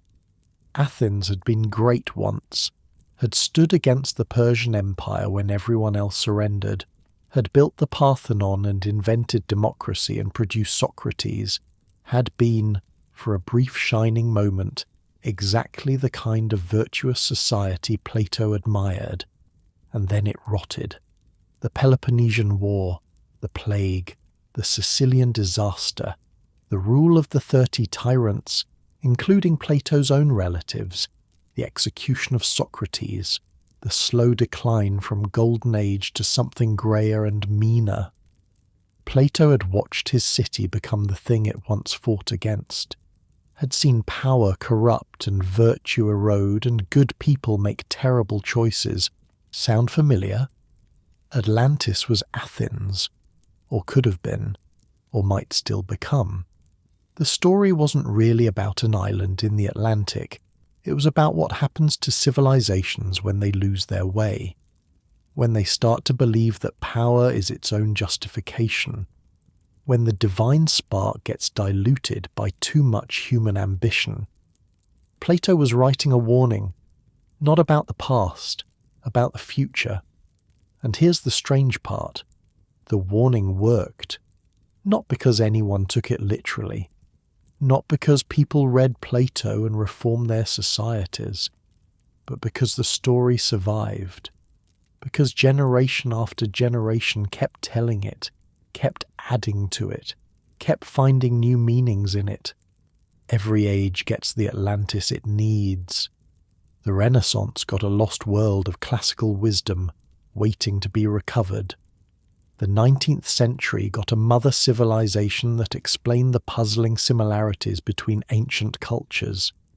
The 20th century got crystal technology and psychic powers and warnings about nuclear destruction. And us? What do we get? Maybe we get the environmental reading, the civilization that destroyed itself by exploiting natural forces it didn't understand. The island that sank because its people took too much and gave back too little. There's something sharp about that interpretation right now, as ice caps melt and seas rise, as weather patterns shift in ways that make farmers nervous, as scientists warn about tipping points and feedback loops and changes that can't be undone. We're not so different from the Atlanteans, maybe, powerful beyond our wisdom, capable of reshaping the world but not quite capable of knowing when to stop. The water is rising, slowly, for now, but rising. Or maybe we get the political reading, the democracy that devolved into something uglier, the republic that forgot its principles, the empire that expanded until it collapsed under its own weight. Every generation thinks it's living through unprecedented times. Every generation thinks the old order is crumbling. Sometimes they're right. Usually they're wrong. The center holds more often than it feels like it will. But the worry is real. The sense that something precious is slipping away. That the institutions we relied on are weaker than we thought. That the virtues we assumed would persist might need active protection. Atlantis speaks to that worry, gives it shape, gives it precedent. Or maybe we get the psychological reading, the human tendency to reach for power beyond our wisdom, the gap between what we can do and what we should do, the endless cycle of rise and fall that seems built into our nature. All of these readings work. All of them connect to Plato's original. All of them matter. That's what makes a great story great. Not that it has one meaning, but that it has many meanings, enough to sustain conversation across millennia. The people who searched for literal Atlantis were missing the point. But they weren't wrong to search. The searching was its own kind of meaning-making, its own way of engaging with the story. Donnelly in his Minnesota farmhouse, surrounded by books, convinced he was onto something huge. Marinatos digging through volcanic ash, hoping to connect ancient catastrophe to ancient memory. Even the ancient aliens people, in their weird way, trying to make sense of a world that often doesn't make sense. They all wanted the same thing, to understand, to connect, to feel like the past matters, like it has something to tell us. That's not a bad impulse, even when it leads to bad conclusions. The world is confusing. History is confusing. We're all just making our best guesses, using whatever tools we have. Some people's tools are better than others. Some guesses are more accurate. But the impulse to understand, the drive to make meaning, that's universal. That's human. We're the storytelling animal, the meaning-making animal. We can't help it. Even when there's no meaning there, we'll invent one. Even when the story doesn't fit, we'll force it. That's a bug and a feature, both at once. It leads us into error, into conspiracy theories and pseudoscience and false patterns that feel true but aren't. It makes us vulnerable to manipulation by people who understand how stories work and are willing to exploit that understanding. But it also leads us into truth, into science and art and philosophy, into the kind of deep thinking that asks why things are the way they are, into the connections between ideas that drive genuine understanding. The same impulse that created Donnelly's nonsense also created Darwin's insight. The same drive to find patterns led one person to Atlantis and another to natural selection. We can't turn it off. We can only try to steer it, to check our pattern finding against evidence, to stay humble about our conclusions, to keep asking whether we're seeing what's there or what we want to be there. That's hard work, lifelong work, and most of us don't do it well. But the trying matters. Atlantis survives because we need it to.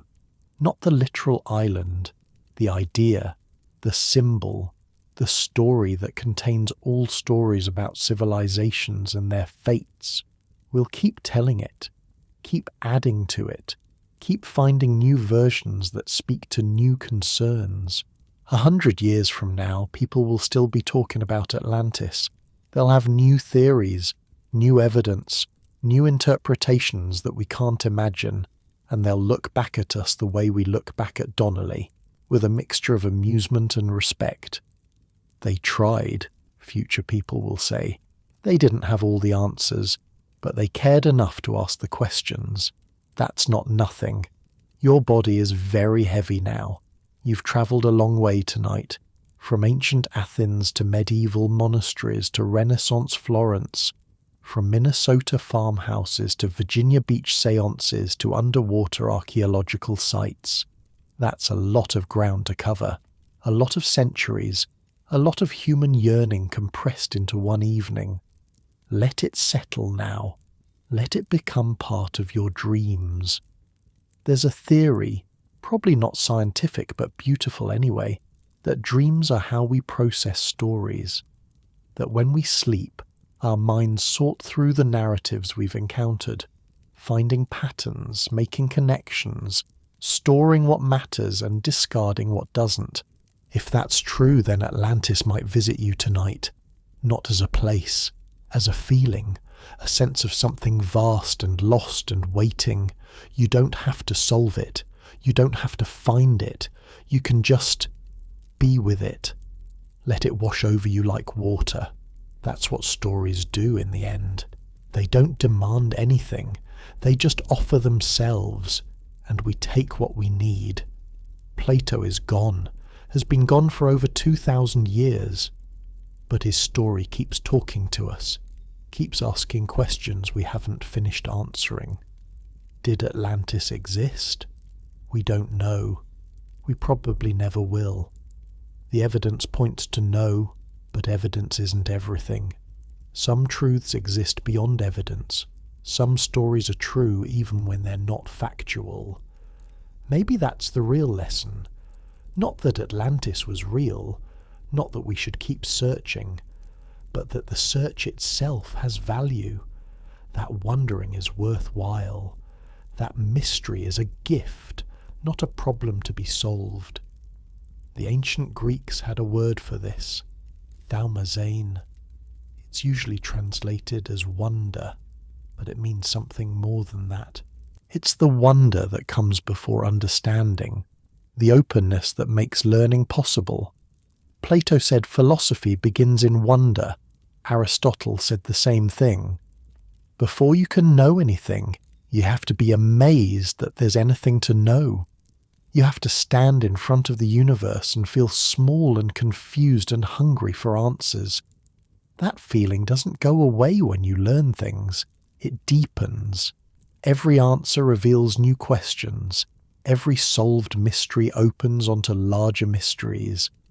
The people who think they've figured it all out, they're the ones who've stopped wondering, stopped growing, stopped being fully alive to the strangeness of existence. Atlantis keeps wonder alive, even when you know it's probably not real, even when you've heard all the debunking and read all the critiques. There's still something there, a shimmer of mystery that doesn't quite go away. Maybe that's worth preserving. We live in a world that wants to quantify everything, measure everything, explain everything, and there's value in that. Science has given us longer lives and cleaner water, and the ability to talk to each other across continents. But science can't tell us why any of it matters, can't explain what makes a life worth living, can't quantify the feeling of lying in the dark, listening to an old story, feeling connected to everyone who's ever heard it before. Some things resist measurement, some truths can't be Googled. Atlantis is like that, a truth that lives in the searching, not the finding. The water is dark and quiet now. The temples are down there maybe, or maybe not. The golden walls have corroded to nothing, or never existed at all. The orichalcum, whatever it was, has returned to the earth. But the story floats on the surface, light as a dream, ready to be picked up by whoever needs it next. You can pick it up too if you want. Carry it with you into sleep. Let it mix with whatever else is in there, your hopes and fears and memories and random neurons firing in the dark. Atlantis has been doing this for a long time, mixing with human dreams, becoming part of our collective imagination. One more dreamer won't hurt. The ocean is patient. It's been waiting 9,000 years if you believe Plato, or 140 years if you date from Donnelly, or just since tonight, since you started listening. Time gets funny when you're falling asleep. Centuries compress. Moments stretch. You're here and you're there and you're everywhere all at once. That's okay. That's how it's supposed to work. Plato is in the garden, writing by lamplight. Donnelly is at his desk in Minnesota, snow falling outside. Marinatos is brushing ash from a fresco, seeing colours that haven't seen light in 3,000 years. Casey is in his trance, speaking about crystals and catastrophe. They're all with you now, all part of the same story, all asking the same question. What was lost? What might we find? What does it mean to search for something that may not exist? Don't have to answer. Some questions are just for holding, just for wondering about, just for carrying into sleep. The water rises, gently, slowly, not like a catastrophe, like a tide coming in, like a blanket being pulled up. Let it cover the temples, let it fill the canals, let it smooth over the ruins until there's nothing left but dark water and silence. That's not destruction, that's rest. Even civilizations need to sleep sometimes. You're part of one, you know, a civilization, with its own temples and its own virtues and its own potential for corruption. You're living in the middle of a story that future generations will tell. Maybe they'll get it right. Maybe they'll understand us better than we understand ourselves. Or maybe they'll make up legends, turn us into myths. Wonder if we really existed, or if we were just a story someone told to illustrate a point. Either way, the story will continue. Stories always do. And you're part of it now. Part of the long chain of people who've wondered about Atlantis, who've lain in the dark and thought about lost civilizations and what they might mean. You're connected to Plato, to Donnelly, to everyone who's ever asked these questions. That connection doesn't require belief, doesn't require proof, just requires listening. And you've listened, all the way to the end. Thank you for that. The story's over now, or this telling of it anyway. Tomorrow there will be other tellings, other questions, other people lying in the dark wondering.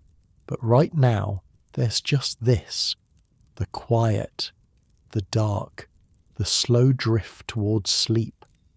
Atlantis is down there, in the deep water of your unconscious, in the place where stories go when we're not telling them.